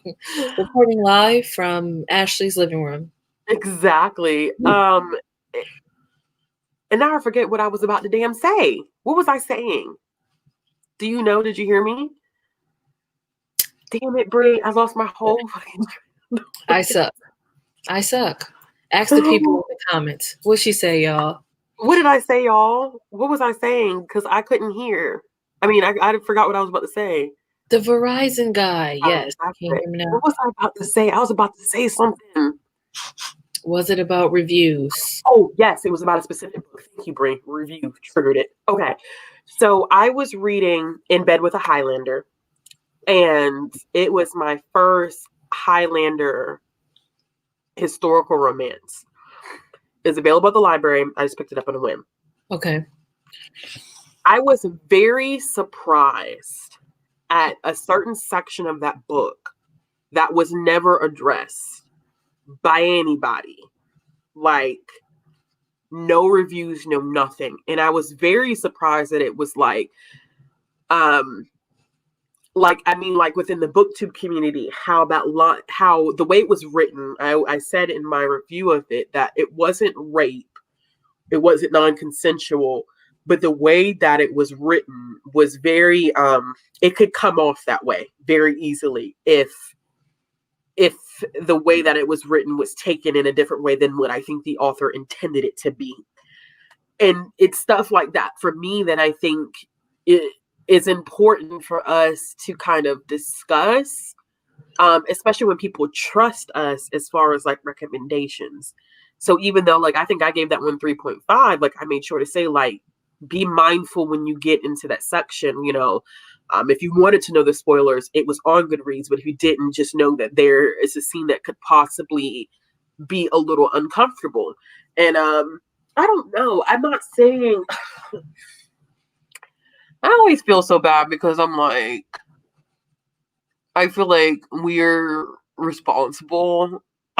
We're responsible for giving reviews, but that's not fair because that's not why everybody does BookTube. But I'm kind of like, then why do you do it? Just give me more than this was Percy Jackson.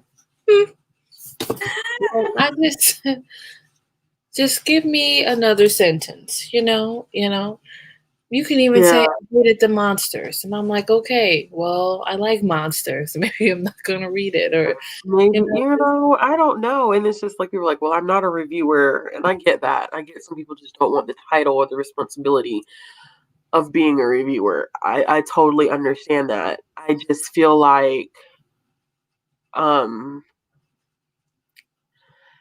I feel differently about it because I've had so many people tell me that they trust me. And that for me, I think source. Yeah, I feel like because I know that people are trusting my commentary on certain things that I don't want to skip on providing the full picture of what a book may or may not entail. And that could just be me as a person, but I guess it's kind of like, at what point do we continue to do we have a responsibility? Do we not have a responsibility? Because I know people are going to kick back and say, look, I'm just here to shoot the breeze, make some friends, and read some books. Like, I don't want the breeze. But serious, I mean, some people are like that. Like, I just came here to shoot the breeze, have some fun, like chat it up. Like, I'm not really here to do all this review and intense stuff.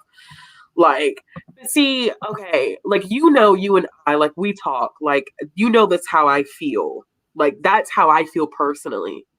Like, I feel that way strongly, but I know that there are people in the community who are going to say, like, I'm just here for fun. And I mean, I can't invalidate anybody's experience, but I just know that with our platform and how we influence, I want people to be able to say that they can trust our judgment. I do have something I need to say. I don't even know how to get it out. So I'll just say it. What I have noticed on BookTube is buzzwords that has been constantly repeated in reviews. Oh, tell me the buzzword. Does that make sense? Yes, tell me the buzzword. It just, or buzz phrases. It's just like,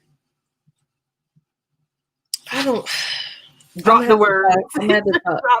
Do you get what I'm saying? Oh, I know what you're saying, and I know some of these buzzwords, but I'm just like, if I hear this goddamn word one more time, I swear. So that's kind of where I'm at. For me. Huh? Aesthetic. That's a trigger for me. Like, I BookTube has made me hate the word aesthetic. Like, I hate that word with a passion. I don't use it. I don't use it in my real life. I don't use it on BookTube, but I hate that word now. But continue. I'm just saying there's a couple. Oh yeah. I know. I'll text you offline. I want to be. There's just some shit I'd be like, just like, what? And also what I noticed, oh my God, I'm probably gonna get like canceled for this for sure. Another thing I noticed is using Black women colloquial speaking. Let's describe a book. AAVE. Stop, y'all. If you're not Black, stop using AAVE. Stop saying here for it. Like, just stop. I'm so sick of watching BookTube and watching so many people use AAVE. Keep going, Bree, because I'm gonna call it a spade. It's everywhere. It's like, it's everywhere. Everywhere. Even people that I enjoy, that I like their channels, I have to pause now because I'm like, stop. Like, I watched, let me tell you a recent video that had me cringing. The person was white, booktuber, and they were like, I got to put up my prompt. So Percy Jackson, I was just like, sis, like, what is it, sis? It just wasn't giving me what I need to be given. And I was like, not the monsters. And I'm like, not the monsters. I just stop. Or, the famous BookTube phrase that everybody uses, that's AAVE, and they need to stop. We love to see it. Stop saying that. Stop. I can't do it anymore. If I have to see another white person saying, we love to see it. No, sit your ass down. Oh my God. Or they're like, oh, it was a sapphic romance. We love to see it. It's not, y'all. This is not. I'm gonna be like I'm gonna give you a little lesson today. People do think it's TikTok talk. It's not TikTok talk. It is AAVE, which is African American Vernacular English. What is happening right now is that people have taken what we have been criticized for, what we have been devalued for, what we've been mocked for, and it's now made its way into popular culture. And now it's okay for people to use it as long as it's in popular culture and you see people outside of Black people using it. Black people have been talking And it used to be called Ebonics, but we do not call it Ebonics anymore. Mm-hmm. And we literally get mocked for it. And we get devalued. We are looked at as though we are not as educated as our white counterparts. Yeah. And I have a problem with the fact that as soon as it makes it into mainstream, it looks cute and it's fun for everybody to use when you have an entire group of people who get looked at like they're less than for talking the way that they talk. And then we have to do things like code switch to make people feel more comfortable, because naturally in the real world setting, y'all don't feel comfortable with the way that Black people talk. Y'all, I have to turn and I have to talk white in order to make y'all feel, yes, I have to talk white in order to hear y'all and in order to make y'all feel comfortable. But when it gets thrown into popular culture, a phrase here or a phrase there, like, oh, we love to see it, I'm here for it, or sis that or sis this. It's not popular culture for everyone to use, because when we go out on the street and we use stuff outside of the phrases that y'all have popularized and that you love to use, we get looked at as less than. So yes, I'm going to say it right now on my channel. You can cancel me for it. Stop using AAVE like it is the coolest thing to do, because it's not cool. It's not cute. It's demeaning, especially if you don't know the history behind AAVE. It is very frustrating to go on someone's channel and to look at them that we love to see it. Shut up. Like, no, stop. And I know that it is a thing where people are like, I have to think about it. You really need to start thinking about it, because you have to understand the history behind it.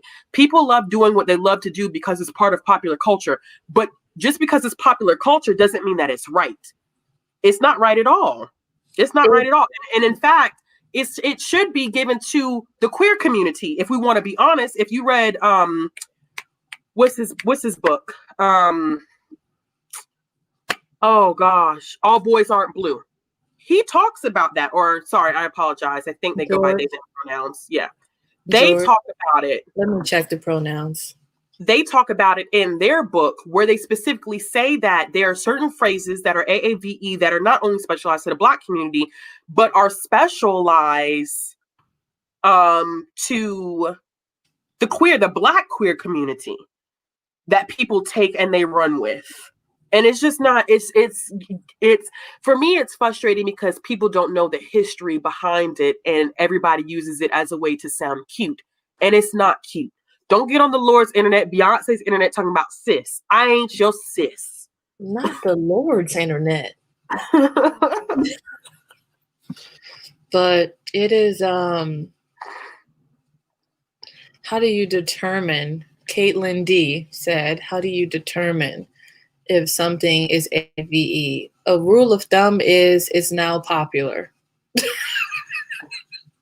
That is a rule of thumb. Yeah, they use they and them on their what is this thing called? Twitter. They and them on Twitter. Okay, they and them. I thought so. I couldn't remember if they had decided to use they them pronouns, but yes, okay. Yeah, it's cool when white people do it, and it's uneducated. And I won't even say POC, which is why I use BIPOC. And I'm not going to say POC, because even some POCs can get away with using it. It is specifically down to, and that's another thing that this community has got to start doing too, is that as a group, we say BIPOC. But there are certain experiences to each marginalized group that are not fluid throughout.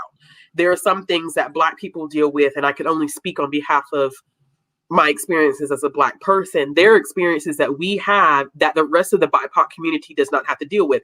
In fact, when I talk about this review today in anti-Blackness exists in the BIPOC community as well. So don't let people fool you into thinking that because they're BIPOC, they're all for Black people, because that's not true. It reminds me of a comment that Chi or Chai, I always mess up how to pronounce her name, Chi or Chai Be Reading, said that her favorite Black booktuber said that she's not reading any books by BIPOC authors. And I was like, interesting. Somewhere up there.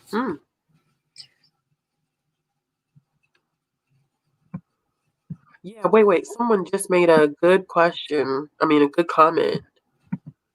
Yeah. All of a sudden, do you know how long Black people have been winding and twerking And then all of a sudden it took Miley Cyrus and all of a sudden everybody want to twerk. Like, but we were looked at, Black women who dance like that. We were ghetto. We were over sexualized. Yeah, we had no class. We were loose. We had no morals. But let a white girl sit up there and shake her ass. It's the cutest thing in the world, isn't it? Listen, Miley Cyrus came in like a wrecking ball, and now everybody's about it. Now everybody's about it. Came in like a true wrecking ball. Twerking what? She got nothing but air and dreams and hopes back there. You know, like it pissed me off so much. Like, do you remember the song that she came out with? It's called she did it with Juicy J. And those fools did it with her. It was 3 6 Mafia. And they did the song was called 23. And she's like, I am up in the club with my J's on. And I'm like, are y'all serious? Right? The amount of cultural appropriation. I'm not gonna lie. When I heard the song, I said, "Who wrote these lyrics?" I have to look at the lyrics because I feel like Miley was sitting there talking about she was fresh to death. I'm like, what in the world? She was gonna be fresh to death on that wrecking ball. Just type in Miley Cyrus and 3 6 Mafia, and I'm telling you, the song will come up. I'm just saying. You talking about fresh to death? I just felt like the song is called that wrecking ball. That wasn't safe, huh? I said the song is called 23, and it was about having J's. And I'm like, you better not play that song. That's what happened to your other live. No, I'm not playing the song because that one got canceled because of the fact. And I said the nerve of Michael made it, Wiz Khalifa, Juicy J. Oh, she said, I be in the club. That's AAVE, by the way. I be in the club, standing on the couch in the wolf graves like it's my house. Drinking out the bottle, I got no respect. Looking like a model who just got a check. I back it up because I don't give a fuck. If you a lame, that's a shame. You can't hang with us. I'm MC Hammerfly. You can't touch Jason Fly. I should work at Flight Club. Like, it's and then the next okay, Hannah Montana. Right away, I'm naughty by nature, like I'm hip hop hooray. Okay, Hannah. Okay, Hannah. Like, okay, Hannah. I swear, she get a new wig and she don't know how to act. Listen, I just can't. I can't take that seriously, bro. I cannot take that seriously. Like, you really have the caucasity to put up that song. And I think there are people who are like, we bury that in the trenches and we don't talk about that song. And the fact that they allowed Miley to get on that track and do that. They allowed her to do it too. They really did. And I was like, where's her father? What's his name? Billie Jean? Where Billie Jean? Billy Ray Cyrus. But listen, my thing is that how you go from, and if you take my heart, my achy breaky heart. I do like that song, but it's the fact that I think about Billy Ray, and then I think about Miley talking about she in the club with her J's on. It's like how you go from you got the best of the worlds, thinking I'll let it go, then you walk out the show to on a goddamn ball. It's like on a wrecking and then twerking on an ice cream It's like, where these J's at, bro? I just don't. And I understand Miley went through, don't get me wrong, y'all. Like, I understand Miley went through a whole lot, and child star things played a lot into that. Yeah. But it does not excuse the cultural appropriation that happened as a result. Because I'm telling y'all for a fact, twerking and whining and all this stuff was not a thing until Miley did it. And now it has given everybody a license. And I'm not saying like, oh, so if I'm white, I can't twerk. No, I'm not telling you that you can't dance. But for me, it's one of those things where it's like, when you've been hated for doing something that is a part of your culture for so long, and then a white person can do it, and then everybody's like, oh my God, that's so cute. It's a phenomenon. And you're like, And then these white what? people, like Deidre saying, she threw away the culture. Literally, she came back a couple months later on the front cover of People magazine and all white, like she's some kind of white angel, talking about Jolene, Jolene, Jolene, Jolene. And I was like, I she like this song ignorant. too, by the way. She ignorant. That's one of my favorite songs for karaoke. Yeah, that's a good song. That is a good song. That's a dope song. But I was so mad. I was like, not Jolene. But she definitely did Jolene. I just can't. I can't. Okay.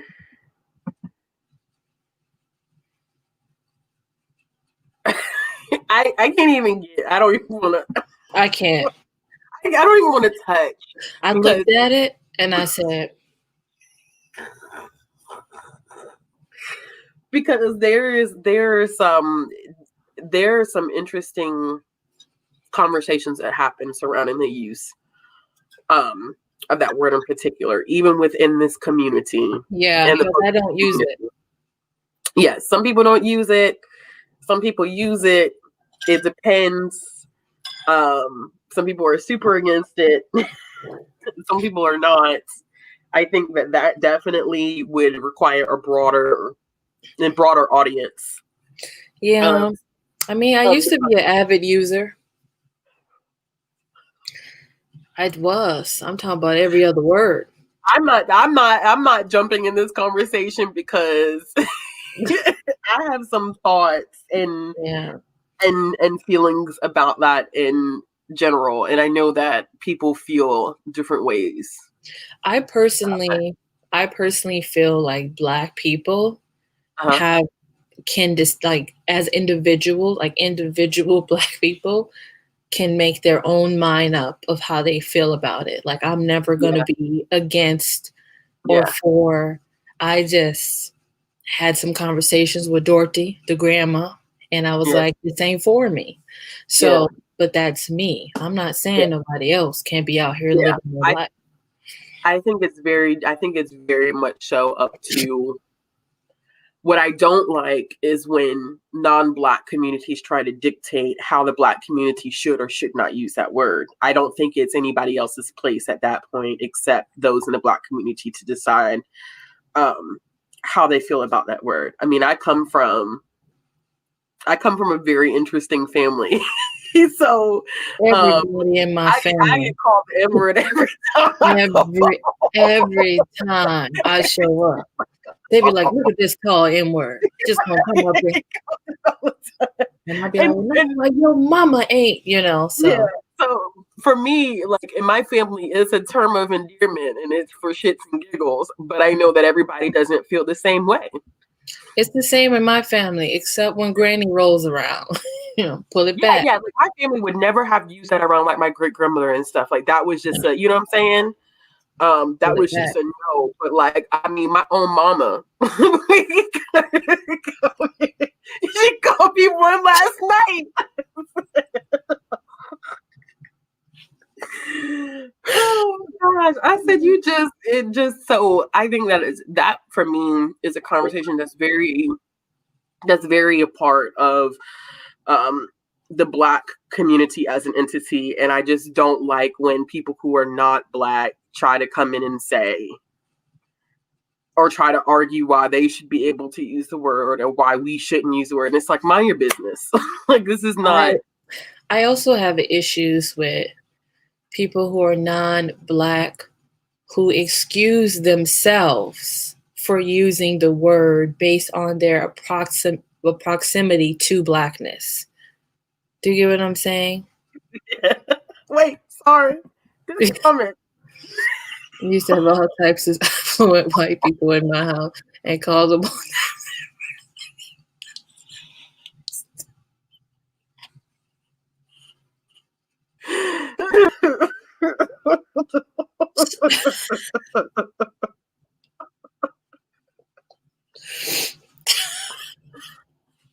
I'm literally crying.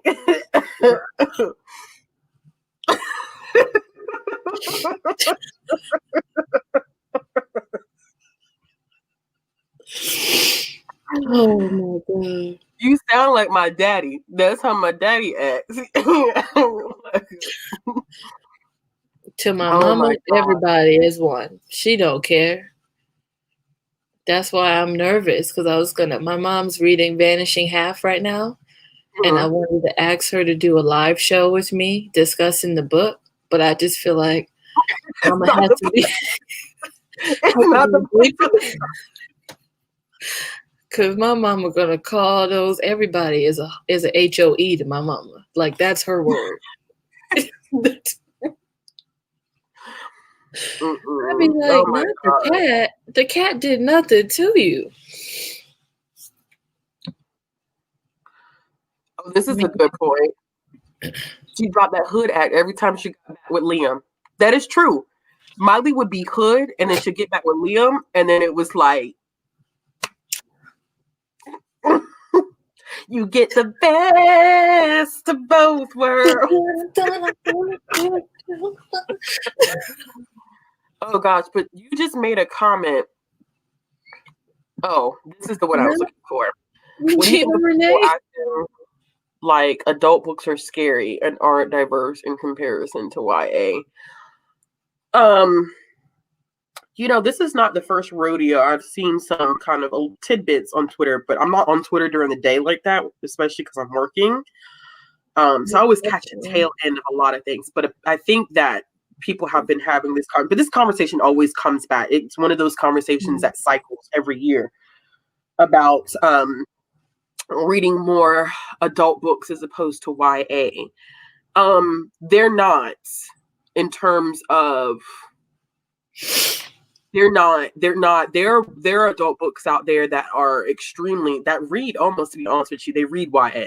I mean, if we're talking about writing structure, ease of access, I mean, there are a lot of adult books that read like that. I think it has a lot to do with this community being so heavily focused on YA, which I will never not go to town for YA because it's my job too. But I don't think that adult books are any less accessible. I don't feel that way. I don't feel like they're not diverse. I don't feel like, as a matter of fact, YA has just started becoming more diverse. I think that some form of diversity, and when we say diversity, you got to think outside of just race. I know that the key word, the token word for diversity always is in relation to race, but I mean, there's more that exists outside of that. I don't think that they're more scary. I really don't. Does it take a little bit longer? Do you have to put in the work? I think that's my issue sometimes, is that I think that once again, we go back to what generations we're dealing with. BookTube is primarily millennials and Gen Z. We do have some Gen X and some baby boomers, but a great portion of that is millennials and Gen Z. And the issue within our two generations a lot of times is that we are the generations of instant gratification. I don't think millennials as much as Gen Z is now, because Gen Z was just born into the age of technology. Their world has looked completely different. I mean, I remember when internet was still, dial-up. Dial-up and a newer thing. A compact computer, a huge compact computer. I remember floppy disk. I remember it taking 10 minutes before you would go to page. Exactly. Or telling somebody, you got to get off the phone so I can get on the internet. Like, you know what I'm saying? Like, phone.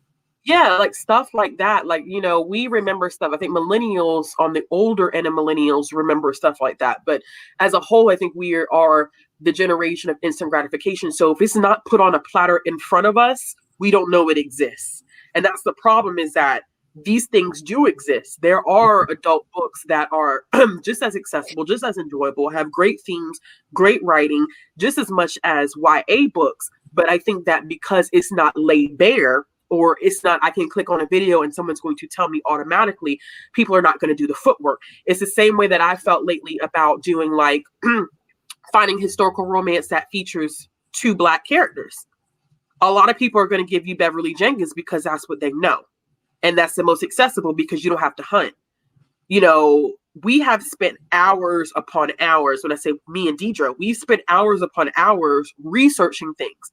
There are Black historical romances out there, but the legwork that goes into figuring out like how to get access to it, because a lot of the stuff is either out of print or it's not presented in the most traditional way.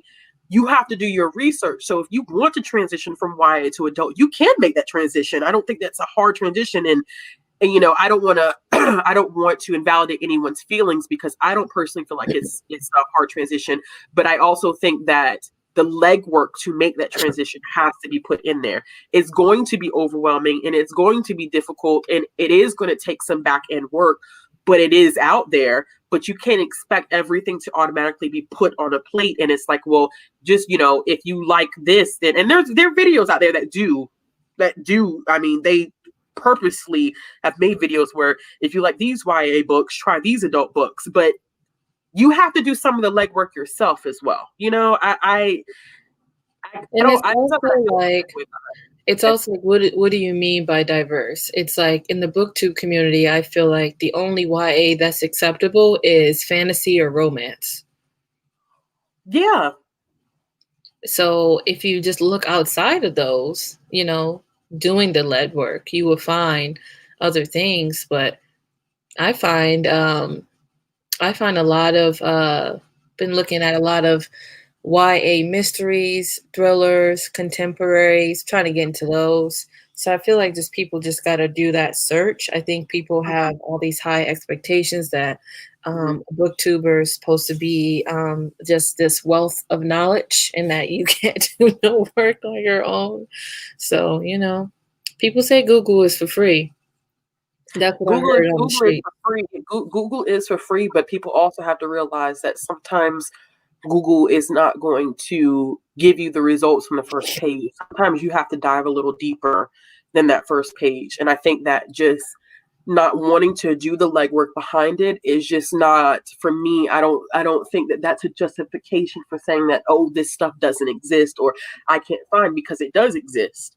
I mean, there are plenty of people who tell you that this stuff exists. And like, you know, Bree, like you said, like, you know, diversity in genre needs to be a huge conversation as well, because, you know, we are a community that is very much so heavy fantasy, that booktube skews in that area, where if it's not fantasy, if it's not romance, you know, you find very niche conversations about it. And I think, you know, thrillers are starting to gain more traction, but I think that what's going to become the issue with thrillers is that you're going to start to get the same stories if you're not looking at who's writing the stories and what the characters look like. You know what I'm saying? So it really, it goes back to that conversation about intentional reading. And I think that intentional reading is very important. And people say, well, I just read for fun. I pick up what I pick up. And I said, the problem with that is that if you pick up what you always have picked up, you will continue to read the same thing, because that's what you naturally gravitate to, whether you realize it or not. And I don't feel like that's ever to me, that's a weak argument for any conversation in which people say your reading needs to be more intentional. Well, I don't look at this, I don't look at that, I just pick up whatever's on my shelf. Well, that's speaking volumes about what you have on your shelf. So true. I mean, John, not Kroger. I wasn't gonna say nothing to John. I was gonna leave John alone and say, if you buy your books at Kroger, you buy your books at Kroger. This man said, I'm gonna have a steak and I'm reading the new release at the same time.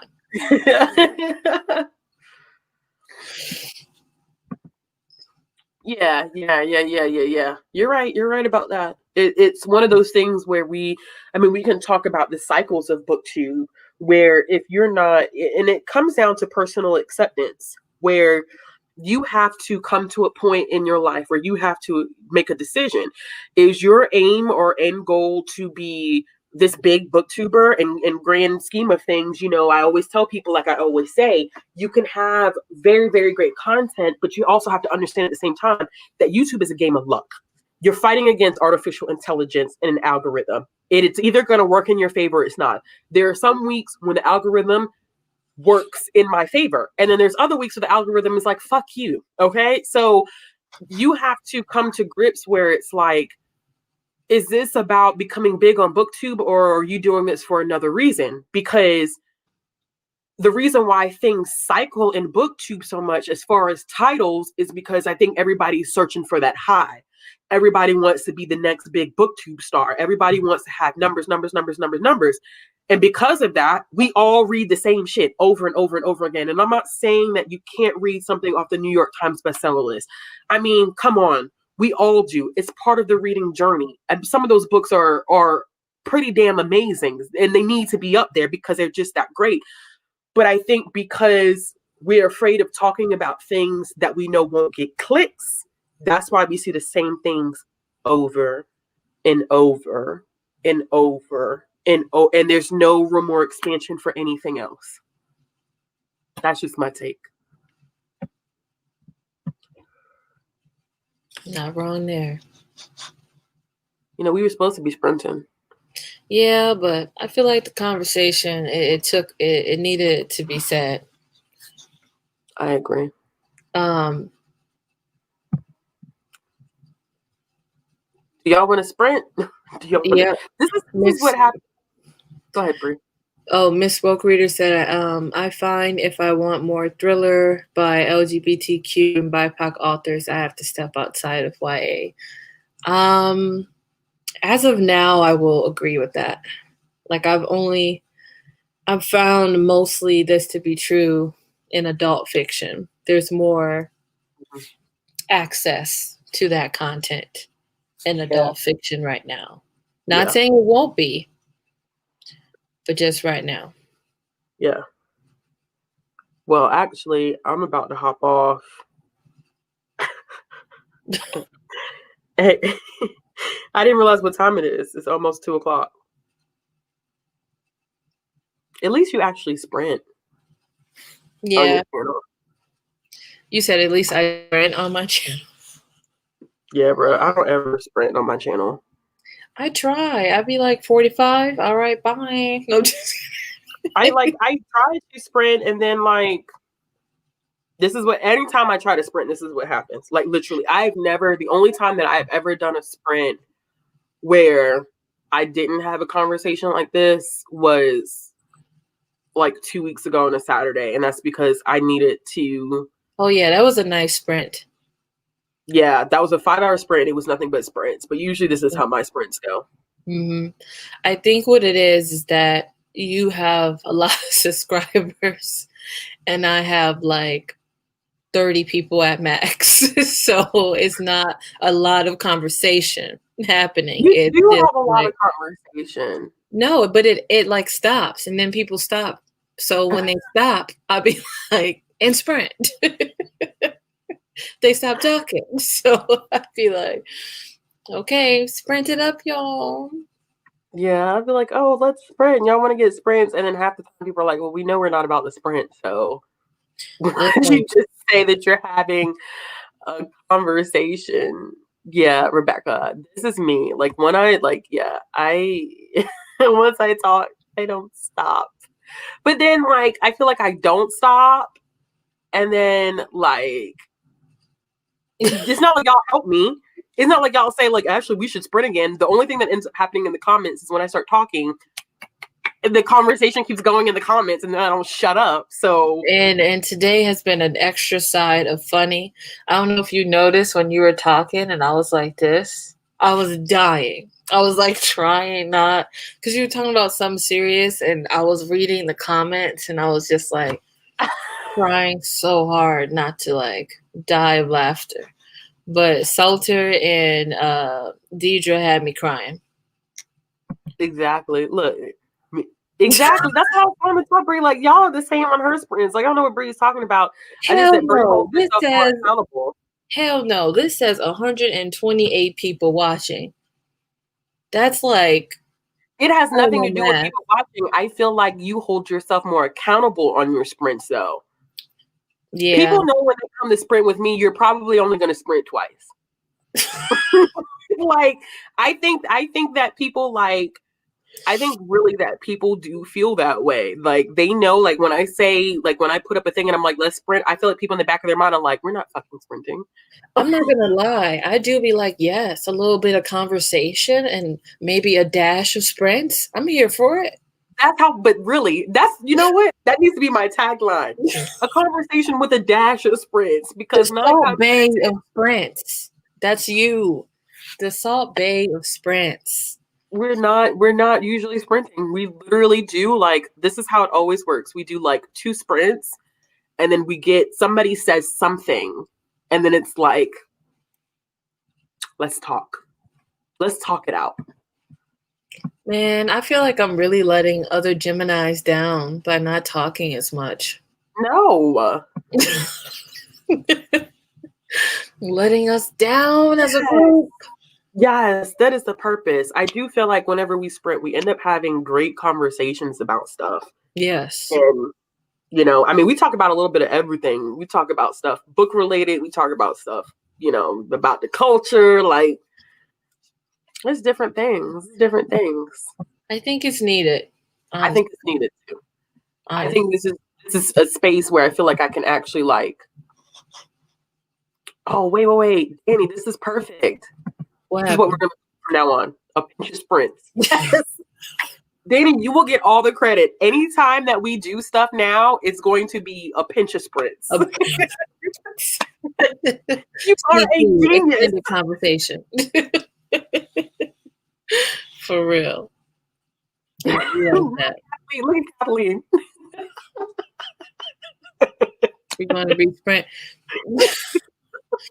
I don't even remember sprinting. I mean, I was in and out of it, but did you sprint? We did one sprint, I think, that night. Oh, but you know that whole live got banned from YouTube anyway, so I don't really remember. Sad about it. I fell asleep. There was a lot of stuff that was happening. Yeah, I went to National TikTok and sprint broke out. Not the sprint broke out. Not the sprint broke out. That's so dirty. I'm not gonna lie. There was one time you were sprinting, and we were talking. The conversation was good, and you were like, "Okay, y'all, we're gonna do a sprint." And I was like, "She rude as hell," because I was into the conversation, even though I wasn't typing, but I was reading. Like, "Oh yeah, good point." And then you just broke out. And then we're going to do a sprint. And I was like, the disrespect. But listen, the whole thing was so crazy about this is like, you think about the number of people that are watching right now, right? And it's like, not everybody's in the chat. So some people literally are here just for literally just to listen to the conversation. That I really do appreciate that, because I think I talk a lot because there's a lot of things that I'm passionate about my job. Like, I don't want to do anything else. Like, what I'm doing right now is what I want to do for the rest of my life. And, Bree's like, oh, yes, I do. Like, what I do now, like, I want to do that for the rest of my life. So it's kind of like, it's stuff that I'm really, really passionate about, and stuff that just I see in this community that I know is different in the library world. And sometimes the things can impact. It's just good to have these conversations. It really is. I mean, how do you function in a community and not have conversations? I also feel like there is insight to library science that needs to be shared. And I'm here for it. I mean, I get it from you and also my best friend. All the time. It is. It's a lot that goes into, I mean, the field of librarianship is, you know, if we think that we're deep into what publishers are doing and all that type of stuff, like, we're not even really scratching the surface. I mean, I think that BookTube does give me a different access to the reading community at large than librarianship does. But, you know, it's just different. It's just different. It's super different. I was laughing the other day because somebody was saying like, oh, I get denied from, what's that? Edelweiss, and I'm like, yeah, because that's that's Librarian's Gateway. That's like the librarian NetGalley. Like, if I go to Edelweiss, I request anything, I get it. NetGalley, they start looking at numbers too much.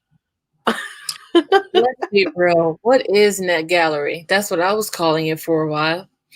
Net Gallery. Ain't that terrible? But I just listen. I don't even know what it is. I logged on 3 times in my life. And I keep forgetting. Yeah. Then they keep telling me my username ain't right. So I'd be like, okay. It's NetGalley is oh gosh. I don't request things on NetGalley anymore. I don't request anything on NetGalley because what's happening is that the arcs that I'm getting sent are through NetGalley, and it's just fucking my score up. Like it's just too much, which was another thing that I said this year is that I was gonna limit like what I was gonna say yes to and what I was gonna say no to. Like I just it's a lot. And I think people who have access to review stuff like that, I feel like need to be a little bit more transparent about stuff like that as well. Like what happens when you start getting all of these, when you start getting sent stuff unsolicited, or you start getting sent stuff to review, like how do you end up managing that stuff? Like how do you balance that stuff? Because I think people see, oh, you get all these arcs and this and that and that and this, and it's like, I don't know what the glory is in getting an advanced reader copy if you're not reviewing. Like to me that I get stuff because it's stuff I'm interested in and I want to make sure I'm reviewing it. It's not always by release day. Like sometimes I have a little bit more trouble with that. I've been trying to get better at that. But I think that's another BookTube thing, is that the whole concept of advanced readers copies has become a means to what was the word that you used earlier? Elitism.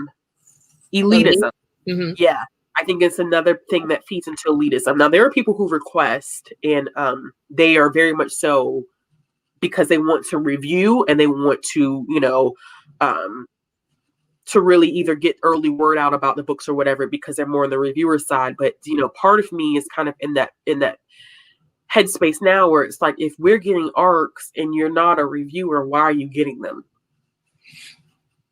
You get what I'm saying? Like, if you say that you're not a reviewer and that you're not here to recommend books to people, why the hell are you getting arcs?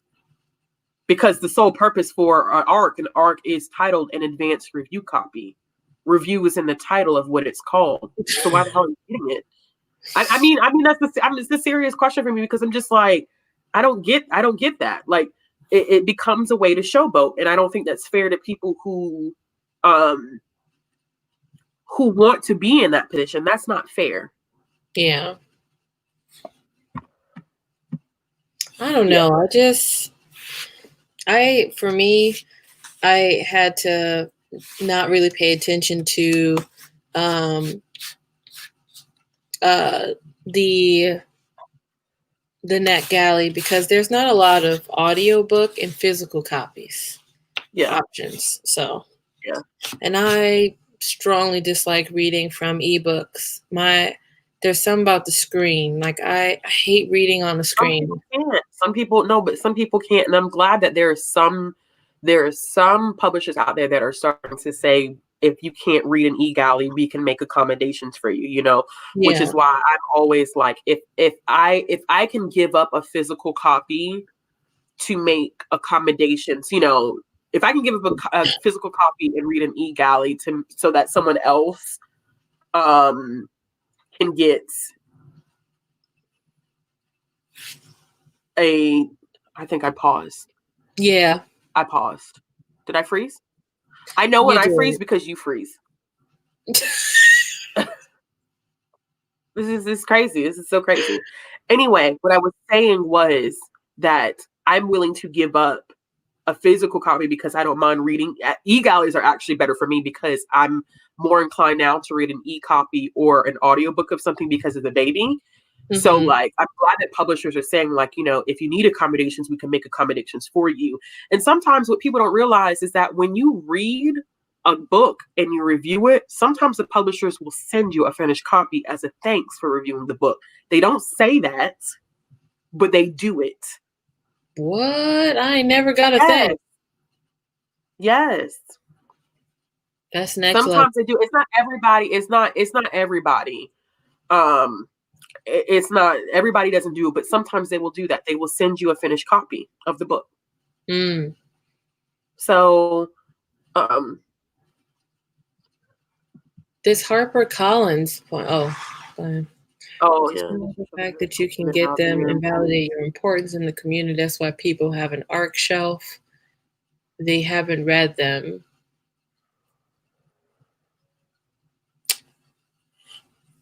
I can't relate to the ARC shelf, but I hear you. I'm sure it exists.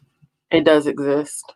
It is. It does exist. Advanced reader's copy or advanced review. See, I have seen it as both, as advanced reader copy and advanced review copy as well.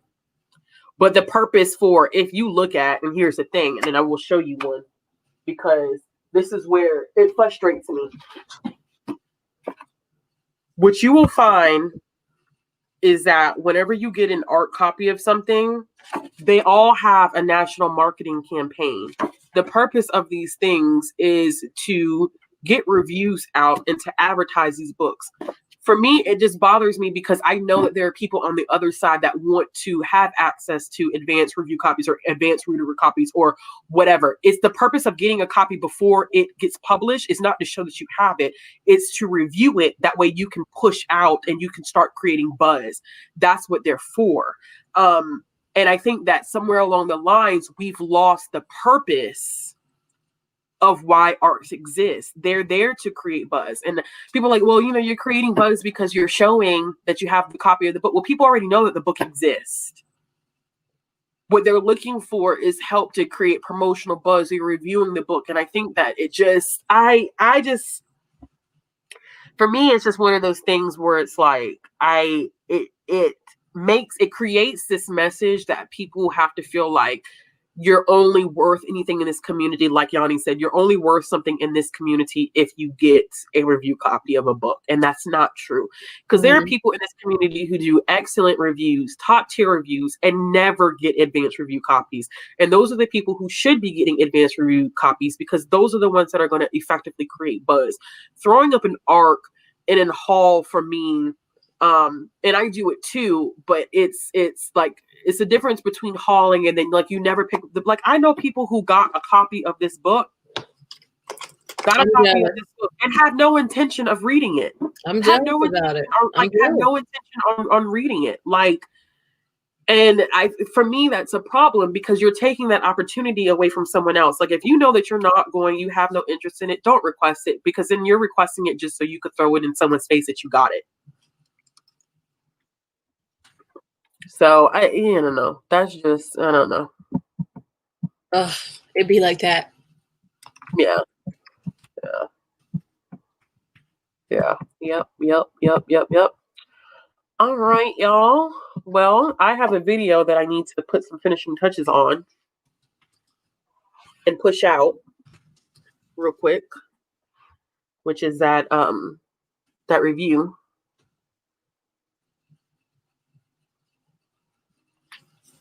So yeah, that's another thing too, is a lot of foreign individuals who are booktubers can't get ARCs. They don't have access to ARCs, at least not physical ARCs, the way that Americans do. And they do very, very well with reviews. Yeah. I got one of those boxes. I love the book. I did. Yeah, some of the boxes, I don't know what I gotta do to get one, but they just seem so dope. Like the Concrete Rose. Oh yeah, the Concrete Rose box. It came with the pair of shoes. Yeah, that's crazy, isn't that? Was the shoes in your size though? Yeah, they asked us our shoe size, but I didn't know why they were asking us our shoe size. I wouldn't assume that someone was going to buy me a pair of shoes. I assumed it because on Angela Thomas Angie? Instagram, there was a lot of shoe stuff. Like, oh yeah. Ago. Oh, okay. I didn't know that. Yeah, I didn't know that. Yeah. Yeah, we got a pair of shoes and shoelaces. Nah. Yeah. Look at you in the club with your J's. Right? With my wolf grays. It's crazy. I'm just saying. It's crazy. It's so crazy. Were they Nikes? Yeah. No, child, they're not Nikes. They are. Hold on.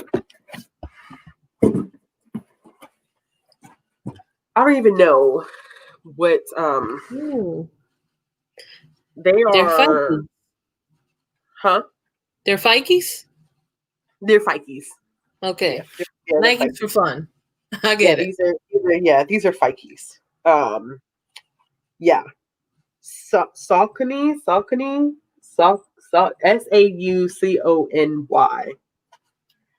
I've never heard of them before at all. Wow. There was a Ray Bear box. I didn't get that. Oh, I didn't know there was a Ray Bear box either. I'm jealous now. Yeah. I was just gonna have to have Not the Cuban Saucony. No, I'm just kidding. Nah, you playing me. Grab my finger and size it. Thank you for talking engagement into my future, though. I appreciate that. Whoever my future partner may be. I'm just saying. Hey. Oh no, it's just a joke. We're just saying like fake Nikes. It's fake Nikes. It's the Fikes. Fikes. Not a fun. Okay, so y'all. Okay. So everybody knows what the brand. I've never heard.